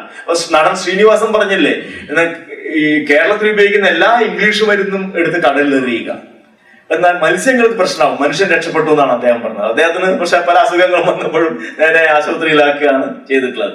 കേരളത്തില് ക്യാൻസറിന്റെ തോത് ഇനിയും കൂടും. എല്ലാ രാജ്യത്തും ആയുസ് കൂടുന്തോറും ക്യാൻസർ ഉണ്ടാവാനുള്ള സാധ്യതയും കൂടിക്കൂടി വരും. ഇനി ഓർഗാനിക് ഫാമിങ്ങിന്റെ ഇത് നോക്കിക്കഴിഞ്ഞാൽ, ഞാൻ അതും കൂടി എടുത്തിട്ട് നിർത്താം. ലോകത്തിൽ ഏകദേശം 1% സ്ഥലത്ത് മാത്രമേ ജൈവ കൃഷി ചെയ്യുന്നുള്ളൂ, 1%. അതിന്റെ ഉൽപാദനം ഏകദേശം 0.1% ഉള്ളൂ. അതിന്റെ എക്സ്പോർട്ട് 1.4%. ഈ തോതിലാണ് ലോകത്തുള്ള ജൈവ കൃഷി എന്ന് പറയുന്നത്. പക്ഷെ പത്രത്തിൽ നിറച്ചും ജൈവ കൃഷിയാണ്. Organic foods are more nutritional. Organic foods നിങ്ങൾ എയർപോർട്ടിൽ പല സ്ഥലങ്ങളും കണ്ടിട്ടുണ്ട്. ഓർഗാനിക് ഫുഡ് എന്ന് പറഞ്ഞിട്ട് പ്രത്യേകം പറഞ്ഞു, അത് കൂടുതൽ ന്യൂട്രീഷണൽ ആണോ എന്നുള്ള ഒരു പഠനം നടത്തിയിട്ടുണ്ട്. എപ്പോഴും നമ്മൾ പിരമിഡ് ഓഫ് എവിഡൻസ് എന്ന് നിങ്ങൾ കേട്ടിട്ടുണ്ടോ? പിരമിഡ് ഓഫ് എവിഡൻസ് ഏറ്റവും താഴെ ഉള്ളതാണ് ideas, opinions, editorials and anecdotal. നമ്മൾ പറയും അനുഭവം ഗുരു എന്ന് പറയും, അല്ലെ? അനുഭവം ഗുരു ഒന്നുമല്ല. അനുഭവം ഈ തെളിവുകളുടെ പിരമിഡിൽ ഏറ്റവും താഴത്തെ തട്ടിലുള്ള ഒരു സംഗതിയാണ് അനുഭവം എന്ന് പറയുന്നത്. ഏറ്റവും താഴത്തെ തട്ടിലുള്ളത്. അതിന്റെ മുകളിൽ case series, case reports, cross section studies, case control studies, cohort studies, randomised clinical studies. അതിന്റെ മുകളിലാണ് സിസ്റ്റമാറ്റിക് റിവ്യൂസ്, പഠനങ്ങളുടെ പഠനം. 10,000 പഠനങ്ങള് ജൈവ കൃഷിയെ കുറിച്ചുണ്ടെങ്കിൽ അതിനെ മൊത്തം പഠിക്കുന്നതാണ് സിസ്റ്റമാറ്റിക് റിവ്യൂ എന്ന് പറയുന്നത്. ഇപ്പൊ സിസ്റ്റമാറ്റിക് റിവ്യൂസ് ഒരുപാട് വരുന്നുണ്ട്. ഒരുപാട് ജേർണലില് സിസ്റ്റമാറ്റിക് റിവ്യൂസ് വരുന്നുണ്ട്. അമേരിക്കൻ ജേർണൽ ഓഫ് ക്ലിനിക്കൽ ന്യൂട്രീഷനിൽ 98,000 പഠനങ്ങൾ, അതിന്റെ പഠനം 98,727 പഠനങ്ങളുടെ ഒരു പഠനം അവർ നടത്തുകയുണ്ടായി. അതിൽ പറയുന്നത് എന്താണെന്നറിയോ? From a systematic review of the currently available published literature, evidence is lacking for nutrition-related health effects that result from consumption of organic produced foodstuffs. Nutrition കൂടുതലാന്ന് പറയുന്ന അവകാശവാദത്തിൽ കഴമ്പില്ല. ന്യൂട്രീഷണലായിട്ട് ഒരു മെച്ചവും ജൈവ ഉൽപ്പന്നങ്ങൾക്കില്ല എന്നുള്ളതാണ്. ആ organic food safer or healthier, nutrition പോട്ടെ, സേഫറും healthier ആണോ എന്നുള്ള ഒരു പഠനമാണ് നടത്തിയത്. അതിൽ പറയുന്നത് എന്താണ്? The published literature lacks strong evidence that organic foods are significantly more nutritious than conventional foods.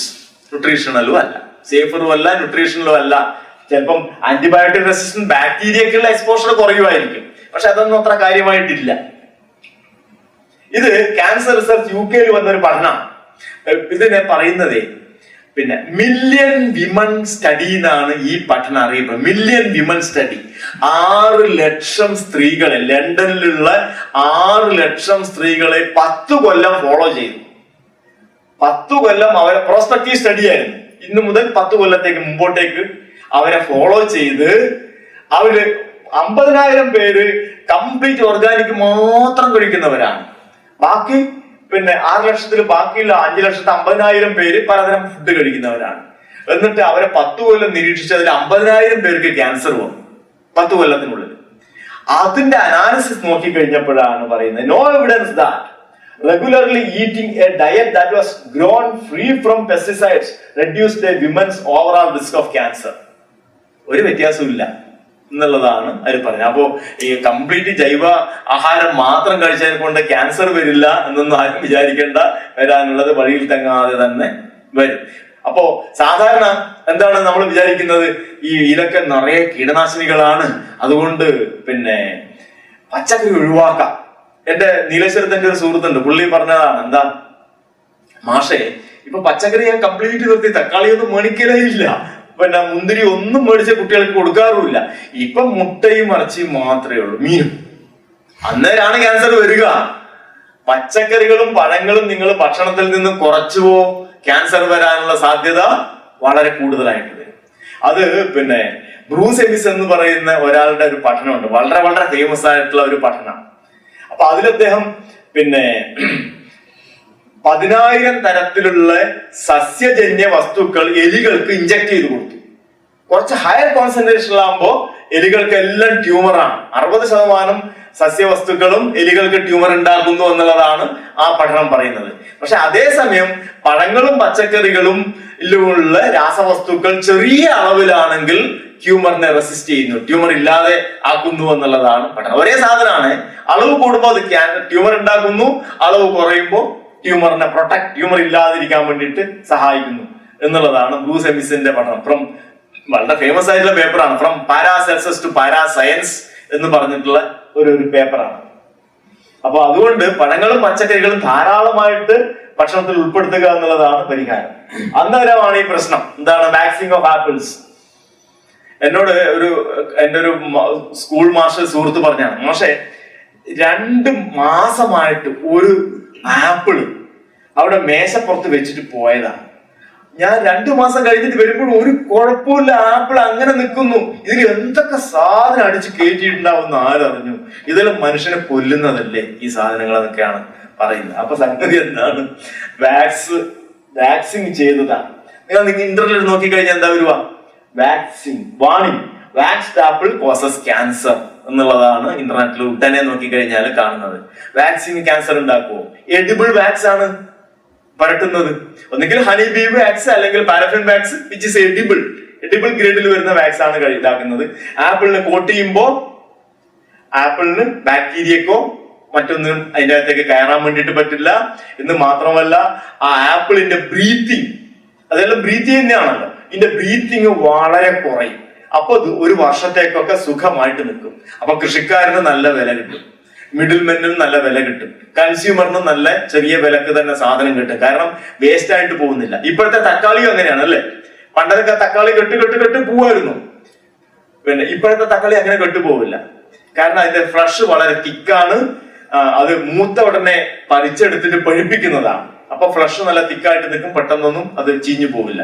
അപ്പൊ കൃഷിക്കാരനും എല്ലാവർക്കും കൺസ്യൂമറിനും വില കുറഞ്ഞിട്ട് കിട്ടും തക്കാളി. അപ്പോ ഈ നാച്ചുറൽ വാക്സിനിന്റെ ഈ പല പല കായ്കളുടെ മുകളിലും മരം തന്നെ വാക്സിൻ ഉണ്ടാക്കുന്നുണ്ട്. എന്തിനാണെന്നറിയോ?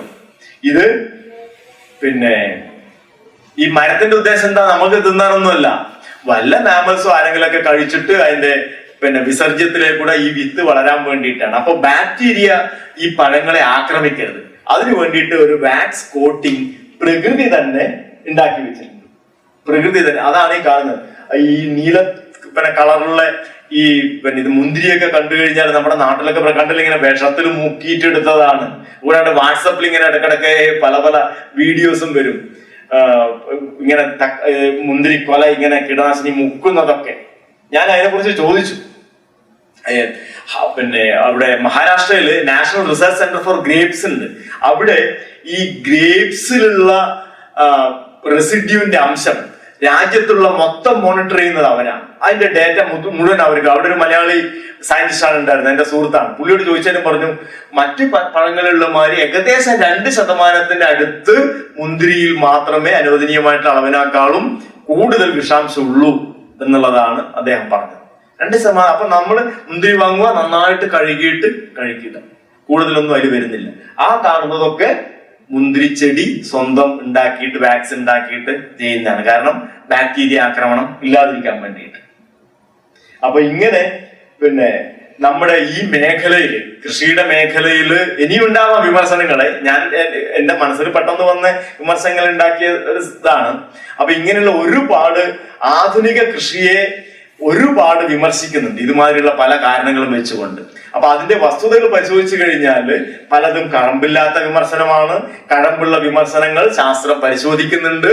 ആ പരിശോധിച്ചിട്ട് എന്തൊക്കെ മാറ്റങ്ങൾ വരുത്താൻ വേണ്ടിയിട്ട് പറ്റും എന്നുള്ളത് നിരന്തരമായിട്ട് മാറിക്കൊണ്ടേയിരിക്കുന്നുണ്ട്. ഇപ്പൊ ഉദാഹരണത്തിന് രാസകീടനാശിനികൾ പണ്ട് DDTയും BHC ഒക്കെ തളിക്കുമ്പോൾ 1 ഹെക്ടറിന് 25 കിലോ ആണ് ഉപയോഗിച്ചുകൊണ്ടിരുന്നത്. ഇന്നത്തെ കീടനാശിനികൾ എത്രയാ വേണ്ടെന്നറിയോ? 25 മില്ലി, അത്രയേ വേണ്ടു. എത്ര ടൈംസ് ആണ് കുറഞ്ഞിരിക്കുന്നത്. അപ്പൊ പെസ്റ്റിസൈഡ് ലോഡ് കുറക്കാനും കീടനാശിനി നല്ല ഫലപ്രദമായിട്ട് ഉപയോഗിക്കാനുള്ള ടെക്നോളജി ഇന്ന് ശാസ്ത്രം ഉണ്ടാക്കിയിട്ടുണ്ട്. അങ്ങനെ പല പല മേഖലകളിൽ രാസവളങ്ങൾ ഇപ്പം ഇലയിൽ തളിച്ചാൽ മതി, മണ്ണിലിട്ടാലാണ് മഴക്കാലത്ത് ഒലിച്ചു പോകാനും ജലാശയങ്ങളിലേക്ക് എത്താനൊക്കെയുള്ള സാധ്യതയുള്ളത്. ഇപ്പൊ എന്ത് ചെയ്യാ? ഇലയിൽ തെളിക്കാം. 19 ഓൾ വരുന്നുണ്ട്, 18 ഓൾ വരുന്നുണ്ട്. അങ്ങനെ പലതരം വളങ്ങൾ ലിക്വിഡ് ആയിട്ടും പല രൂപത്തിലും വരുന്നുണ്ട്. ഇലയിൽ നമുക്ക് തളിച്ചു കൊടുത്താൽ മതി. അപ്പൊ ലോസ് വളരെ കുറയും, ചെടി പെട്ടെന്ന് വലിച്ചെടുക്കും, വളരെ നല്ല സ്വാദുള്ള നല്ല സാധനം തന്നെ കിട്ടുകയും ചെയ്യും. അപ്പൊ അങ്ങനെയുള്ള ഒരുപാട് കണ്ടെത്തലുകൾ ശാസ്ത്രം നടത്തിക്കൊണ്ടേയിരിക്കുന്നുണ്ട്. പലതരം ഹോർമോണുകൾ, സസ്യ ഹോർമോണുകളൊക്കെ ഇന്ന് ഉപയോഗപ്പെടുത്തുന്നുണ്ട്, കൂടുതൽ പുഷ്പിക്കാനും കൂടുതൽ കായ്കൾ ഉണ്ടാക്കാനും. പണ്ടത്തെ മാതിരിയൊന്നുമല്ല. പണ്ടൊക്കെ മഴക്കാലത്ത്, നല്ല മഴക്കാലത്ത് ഒരു പച്ചക്കറിയും ഉണ്ടാവില്ല, മാർക്കറ്റിലൊന്നും പച്ചക്കറികളേ ഉണ്ടാവില്ല. ആകെപ്പാടി ഉണ്ടാവില്ല കുമ്പളോ മത്തനോ വെള്ളരിക്കോ ഉണ്ടാവും, അത്ര മാത്രമേ ഉണ്ടാവുള്ളൂ. നാട്ടുമ്പുറങ്ങളിലും അത്രയേ ഉണ്ടാവുള്ളൂ. ഇപ്പം ഏത് സമയത്തും എല്ലാത്തരം പച്ചക്കറികളും പഴങ്ങളും ലഭ്യമാണ് മാർക്കറ്റിൽ, അല്ലെ? ഒന്ന് കോൾഡ് സ്റ്റോറേജ്, രണ്ടാമത്തേത് അതിന് കണക്കായിട്ടുള്ള പുതിയ ഇനങ്ങൾ ഉണ്ടാക്കിയിട്ടുണ്ട്. ടെമ്പറേച്ചർ റെസിസ്റ്റന്റ് ആയിട്ടുള്ള ഇനങ്ങളുണ്ട്, പലതരം ഇനങ്ങൾ ഉണ്ടാക്കിയിട്ടുണ്ട്. പിന്നെ ഭയങ്കര ഹൈ യീൽഡിംഗ് ആണ്. പണ്ടത്തെ പച്ചക്കറി മാതിരിയല്ല, ഉൽപാദനം എത്രയോ ഇരട്ടിയാണ്. 20 ഇരട്ടിയൊക്കെയാണ് ഹൈബ്രിഡ് തക്കാളിയും ഹൈബ്രിഡ് വെണ്ടയും ഒക്കെ ഉണ്ടാക്കുന്നത്. പണ്ട് നാടൻ ഇനങ്ങളുടെ 20 ഇരട്ടിയാണ്. അതുകൊണ്ട് പച്ചക്കറിയൊക്കെ വില കുറഞ്ഞിട്ട് ഇന്ന് ലഭ്യമാണ്. ഇത്രയും ആൾക്കാർ കൂടിയിട്ടും ഇതൊക്കെ ഇന്ന് എല്ലാ സമയവും ഇഷ്ടം പോലെ ലഭിച്ചുകൊണ്ടിരിക്കുന്നുണ്ട്. അപ്പോ അങ്ങനെ സയൻസ് ആൻഡ് ടെക്നോളജിക്ക് ഇനിയും ഒരുപാട് അത്ഭുതങ്ങൾ ചെയ്യാൻ വേണ്ടിയിട്ട് പറ്റും. ഇന്നുള്ള പ്രശ്നങ്ങളെ പരിഹരിക്കുവാൻ വേണ്ടിയിട്ട് ശാസ്ത്രവും ജനാധിപത്യവും മാത്രമേ പരിഹാരമുള്ളൂ. വേറെ ഒന്നും തന്നെ നമ്മൾക്ക് അതിന് പരിഹാരങ്ങളില്ല. ജനാധിപത്യത്തിന്റെ വഴിയിലേക്കൂടെ പരിശോധിച്ചുകൊണ്ടേയിരിക്കും. ശാസ്ത്രത്തിന്റെ വഴിയിലേക്കൂടെ നിരന്തരമായിട്ട് മെച്ചപ്പെടുത്തുകയും ചെയ്യും. അപ്പൊ ഇത്രയാണ് എനിക്ക് ചുരുക്കത്തിൽ പറയാനുള്ളത്. ഇന്ത്യ സെൽഫ് സഫിഷ്യന്റ് ആണെന്നാണ് പറയുന്നത് ഈ ഭക്ഷ്യോത്പാദനത്തില്. ഇന്ത്യയുടെ എത്ര % ലാൻഡാണ് ശരിക്കും നമ്മൾ ഉപയോഗിക്കുന്നത്? എത്ര % ലാൻഡാണ് ഉപയോഗിക്കുന്നത് കാർഷിക രംഗത്ത്? Percentage 141 million hectares, 141 million hectare. ഇന്ത്യയുടെ മൊത്തം ലാൻഡ് ഏരിയ 326 മില്യൺ ഹെക്ടേഴ്സ് ആണ്. അപ്പൊ ഏകദേശം എന്റെ പകുതിന്റെ അടുത്ത് അതില്ല വിശ്വേശ്വരയ്യയുടെ ഫേമസ് ആയിട്ടുള്ള അതുണ്ടല്ലോ, ഇന്ത്യ രണ്ടായിട്ട് വെട്ടിക്കീറിയിട്ട് പിന്നെ ഉത്തരേന്ത്യ എന്നുള്ള നദികളെല്ലാം കൊണ്ടുവന്ന് അറേബ്യൻ കടലിലാക്കിയിട്ട് കനാലുകൾ ഉണ്ടാക്കി മാത്രമേ ഇന്ത്യക്ക് കാർഷിക രംഗത്ത് പുരോഗതി ഉണ്ടാകും പറ്റുമെന്ന് കൊണ്ട് അദ്ദേഹം പറഞ്ഞാൽ അദ്ദേഹം എല്ലാവരും ഭ്രാന്തെന്ന് വിളിച്ചതല്ലേ. അപ്പൊ ഇപ്പോഴും തരിശായിട്ടുള്ള ഒരുപാട് സ്ഥലങ്ങളല്ലേ പിന്നെ ഡെക്കാൻ പ്ലാറ്റുകളൊക്കെ ഭയങ്കരമായിട്ട് റെയിൻഫോൾ ഒക്കെ വളരെ വളരെ കുറവാണ്. അപ്പം എന്നിട്ട് ഈ ലെവലിൽ സെൽഫ് സഫിഷ്യന്റ് ആയിട്ടുള്ള എത്താൻ വേണ്ടി വെറൈറ്റീസ് ഇനങ്ങൾ നമുക്ക് ഉണ്ടാക്കാൻ വേണ്ടി പറ്റി, പുതിയ ടെക്നോളജികൾ നമുക്ക് കൊണ്ടുവരാൻ വേണ്ടിയിട്ട് പറ്റി. അതുകൊണ്ട് പ്രത്യേകിച്ച് ഗ്രെയിൻ സെൻട്രിക് ആയിരുന്നു ആദ്യത്തേതെല്ലാം. നെല്ലും ഗോതമ്പും ആയിരുന്നു ആദ്യകാലത്തെ നമ്മുടെ ഫോക്കസ് മുഴുവൻ ഉണ്ടായിരുന്നു. ഇപ്പം പഴങ്ങളും പച്ചക്കറികളും ഡയറി, മീറ്റ്, ഫിഷ്, അങ്ങനെ എല്ലാവരും വാല്യൂ ആഡഡ് പ്രോഡക്ട്സ് അതിലേക്കൊക്കെ ഇന്ത്യ മാറി. വലിയ തോതിലുള്ള വ്യത്യാസം ഉണ്ടാക്കാൻ പറ്റി.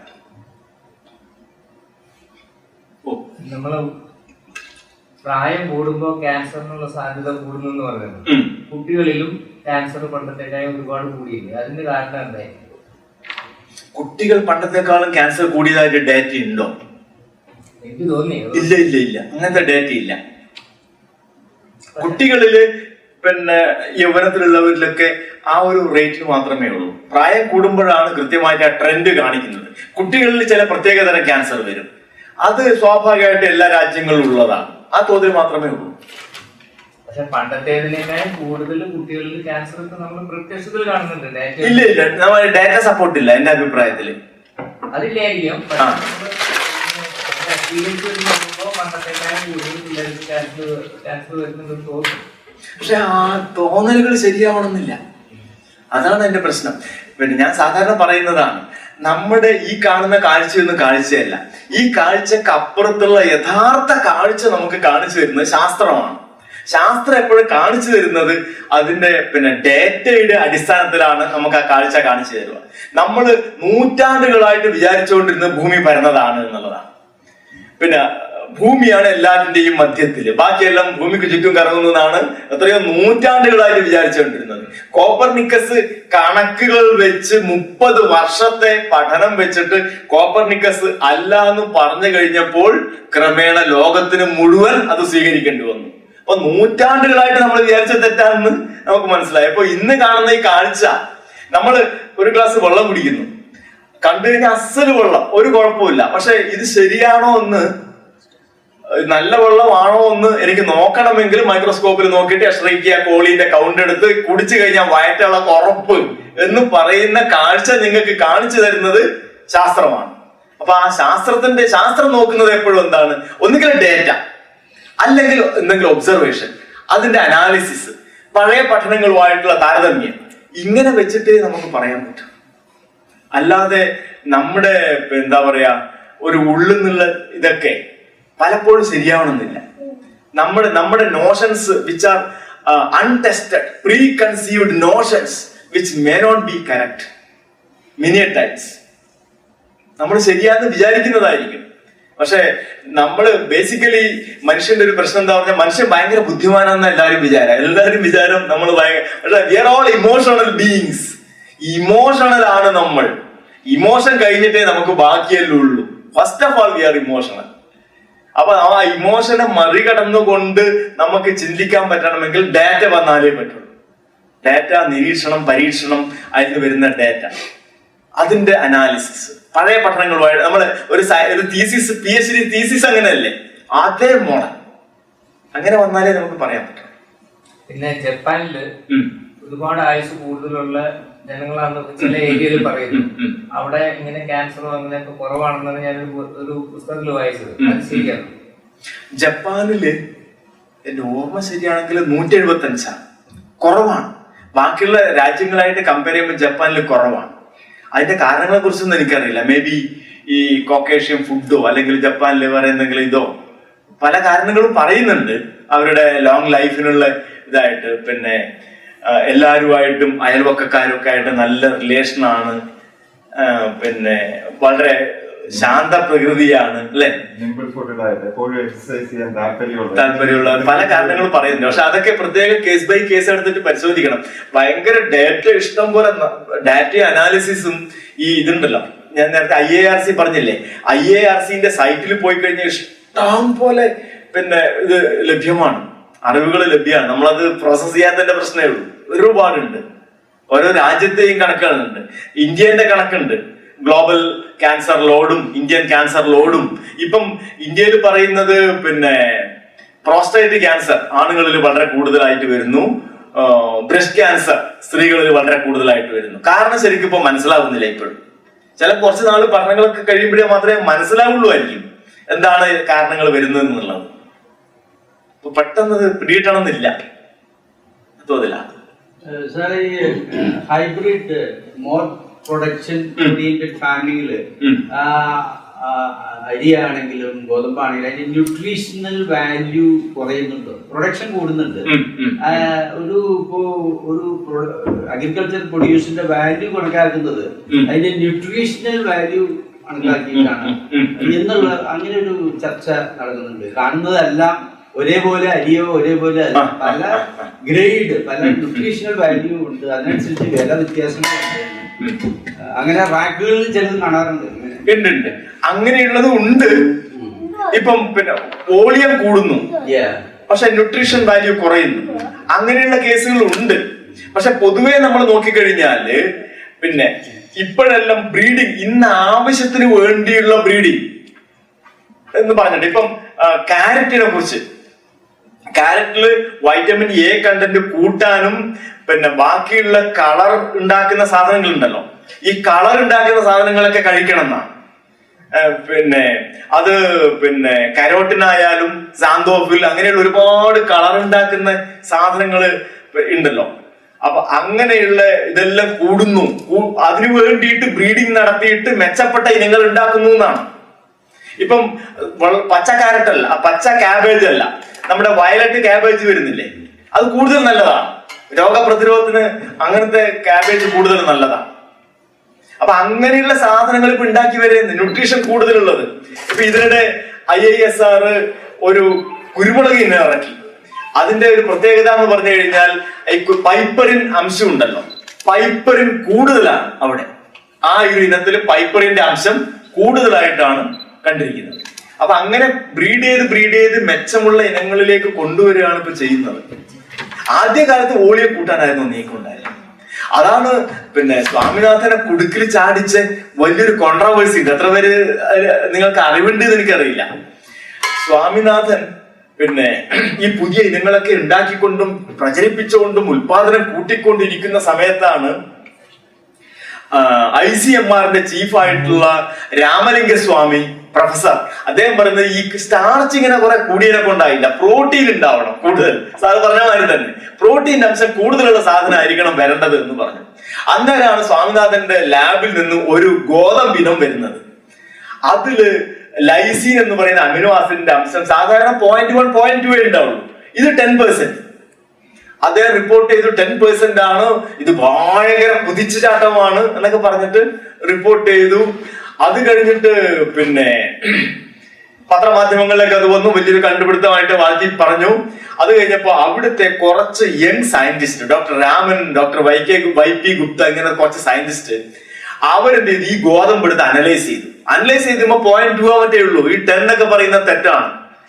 അപ്പോഴേ എന്താ സംഭവം എന്ന് വെച്ച് കഴിഞ്ഞാൽ സ്വാമിനാഥന്റെ ഒരു സ്റ്റുഡന്റിന്, ജോർജ് വർഗീസിനോ വേറെ ഏതൊരു സ്റ്റുഡന്റിന് പറ്റിയ തെറ്റായി പോയി.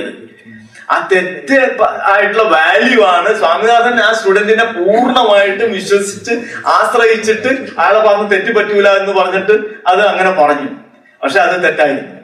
എന്നിട്ട് ഈ യങ് സയന്റിസ്റ്റ് എന്ത് ചെയ്തു, അവർ യങ് സയന്റിസ്റ്റ് ബുള്ളറ്റിൻ എന്ന് പറഞ്ഞൊരു പുസ്തകം ഇറക്കി. പുസ്തകത്തിൽ ആദ്യത്തെ ആർട്ടിക്കിൾ തന്നെ സ്വാമിനാഥന്റെ ക്ലെയിം തെറ്റാണ് എന്ന് പറഞ്ഞുകൊണ്ടാണ്.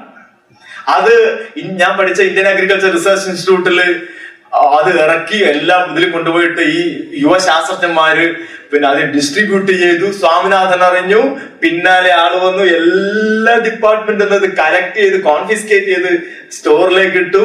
പിന്നെ ഈ ശാസ്ത്രജ്ഞന്മാർ അദ്ദേഹം സ്ഥലം മാറ്റി, അങ്ങനെ കുറെ പ്രശ്നങ്ങൾ ഉണ്ടായി. പക്ഷെ ഒടുവിൽ അദ്ദേഹത്തിന് അത് പിന്നെ തെറ്റാണ്, അദ്ദേഹത്തിന്റെ ഭാഗത്ത് തെറ്റുപറ്റിയെന്ന് അദ്ദേഹത്തിന് സമ്മതിക്കേണ്ടി വന്നു. സമ്മതിച്ചിട്ടുണ്ട് അദ്ദേഹം. അപ്പൊ ഈ സാറ് പറഞ്ഞ ഈ ചോദ്യം അന്ന് മുതലേ ഉണ്ട്, എയറിലുണ്ട്. വാല്യൂ അതിന്റെ ന്യൂട്രീഷണൽ ഇത് മെച്ചപ്പെടുത്തേണ്ടതല്ലേ എന്ന് പറഞ്ഞിട്ട്. ഇന്നിപ്പോ കാപ്സിസിൻ കൂടുതലുള്ള പച്ചമുളക് ബ്രീഡ് ചെയ്യുക, പിന്നെ പ്രോട്ടീൻ കൂടുതലുള്ള സാധനങ്ങൾ ബ്രീഡ് ചെയ്യുക, അങ്ങനെ സ്പെസിഫിക് ആയിട്ടുള്ള പിന്നെ രീതിയിലാണ് ഇന്നത്തെ ബ്രീഡിംഗ് ഒക്കെ പോകുന്നത്. അപ്പൊ ആ രീതിയിൽ നമുക്ക് ഇത് പറയാനില്ല. ഇന്ന് ഇപ്പൊ നമ്മൾ പറയാലോ ഇന്ത്യയില് പ്രോട്ടീൻ ഭയങ്കര കുറവാണ്. നമ്മൾ പൾസസ് ഉണ്ടല്ലോ, പയറുവർഗ്ഗങ്ങൾ കൺസംഷൻ വളരെ കുറവാണ് ഇന്ത്യയിൽ. നമ്മൾ പൊതുവെ വെജിറ്റേറിയൻസ് ആണ്, പിന്നെ നോൺ വെജ് കഴിക്കുന്നതും കുറവാണ്, പ്രോട്ടീൻ കണ്ടന്റ് പോരാ എന്നൊക്കെ പറയുമ്പോഴും ഇന്ത്യയിലെ ഏറ്റവും വലിയ പ്രോട്ടീൻ സോഴ്സ് എന്ന് പറയുന്നത് ഗോതമ്പാണ്. 12% പിന്നെ പ്രോട്ടീൻ ഗോതമ്പിലുണ്ട്. ഗോതമ്പ് എല്ലാവരും കഴിക്കുന്നത്, നോർത്ത് ഇന്ത്യയിൽ മുഴുവൻ ഗോതമ്പല്ലേ, റൊട്ടി പല രീതിയിലല്ലേ വരുന്നത്. അപ്പൊ 12% പ്രോട്ടീൻ കിട്ടുന്നു. പ്രോട്ടീൻ സോഴ്സ് അവിടെയാണ് മീറ്റ് ചെയ്യുന്നത്. പൾസസ് കുറഞ്ഞാലും ഗോതമ്പിലേക്കൂടെ പ്രോട്ടീൻ കിട്ടുന്നു. അപ്പൊ ആ രീതിയിൽ അഡ്ജസ്റ്റ്മെന്റ് നടക്കുന്നുണ്ട്, ഒന്നല്ലെങ്കിൽ ഒന്നായിട്ട് അതിൽ വരുന്നുണ്ട്. സാറേ, പണ്ട് കിലോ കണക്കിന് കെമിക്കൽസ് അല്ലെങ്കിൽ ഇങ്ങനെ കീടനാശിനികൾ ഉപയോഗിക്കുന്നിടത്ത് ഇപ്പൊ മില്ലിഗ്രാം മതിയെന്ന് സാറ്. അപ്പൊ അത് നമ്മുടെ മീൻസ് ആ വിഷത്തിന് കോൺസെൻട്രേഷൻ കൂടുകയാണോ, എന്താണ് അതിന്റെ അകത്ത് വന്നേക്കുന്ന? സാധാരണ ആദ്യം അങ്ങനെ ചിന്തിക്കുള്ളൂ നമ്മള്. 25 കിലോ വാട്ടെടുത്ത് 25 ഗ്രാമേ വേണ്ടു എന്ന് പറയുമ്പോ പിന്നെ ഭയങ്കര വിഷമല്ലേ അത് എന്നാണ് ചിന്തിക്കുക. അങ്ങനല്ല. എന്താ സംഗതി എന്ന് വെച്ച് കഴിഞ്ഞാല് കീടങ്ങൾക്ക് വളരെ സ്പെസിഫിക് ആയിട്ടുള്ള ഒരു പോയിസൺ ആണ് അവിടെ പ്രയോഗിക്കുന്നത്. അത് അത്രയേ വേണ്ടു. അത് മനുഷ്യനിൽ ചിലപ്പം ആ രാസ റിയാക്ഷനേ ഉണ്ടാവില്ല. അത് ഇപ്പൊ ഉദാഹരണത്തിന് ക്ലോറാൻ ട്രാൻലിപ്രോ എന്ന് പറഞ്ഞൊരു രാസവസ്തു ഉണ്ട്. അത് പിന്നെ ഈ കീടങ്ങളുടെ മസിലിൽ പോയിട്ട് അവിടെ കാൽഷ്യം വാക്യൂൾസ് ഉണ്ട്, കാൽഷ്യം അടങ്ങിയിട്ടുള്ള കോശങ്ങളുടെ വാക്യൂൾസ് ഉണ്ട്, അതിനെ ഡ്രെയിൻ ചെയ്യും. പക്ഷെ മനുഷ്യന്റെ കോശങ്ങളിൽ കാൽഷ്യം വാക്യൂൾസ് ഉണ്ടെങ്കിലും അതിനെ ബാധിക്കൂല, കാരണം വ്യത്യാസമുണ്ട്, അതിന്റെ സൈസും അതിന്റെ ഇതെല്ലാം വ്യത്യാസമുണ്ട്.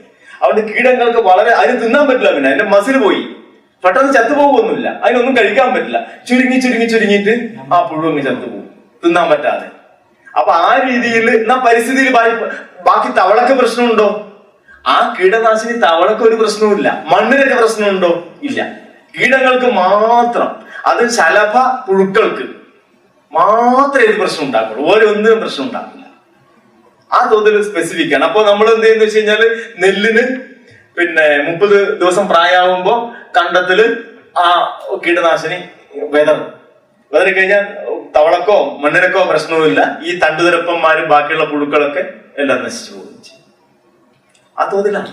അതുകൊണ്ട് പിന്നെ പഴയ കാലത്തുള്ള രൂക്ഷ വിഷങ്ങളൊക്കെ ഏകദേശം ഒഴിവാക്കി എന്ന് പറയാം.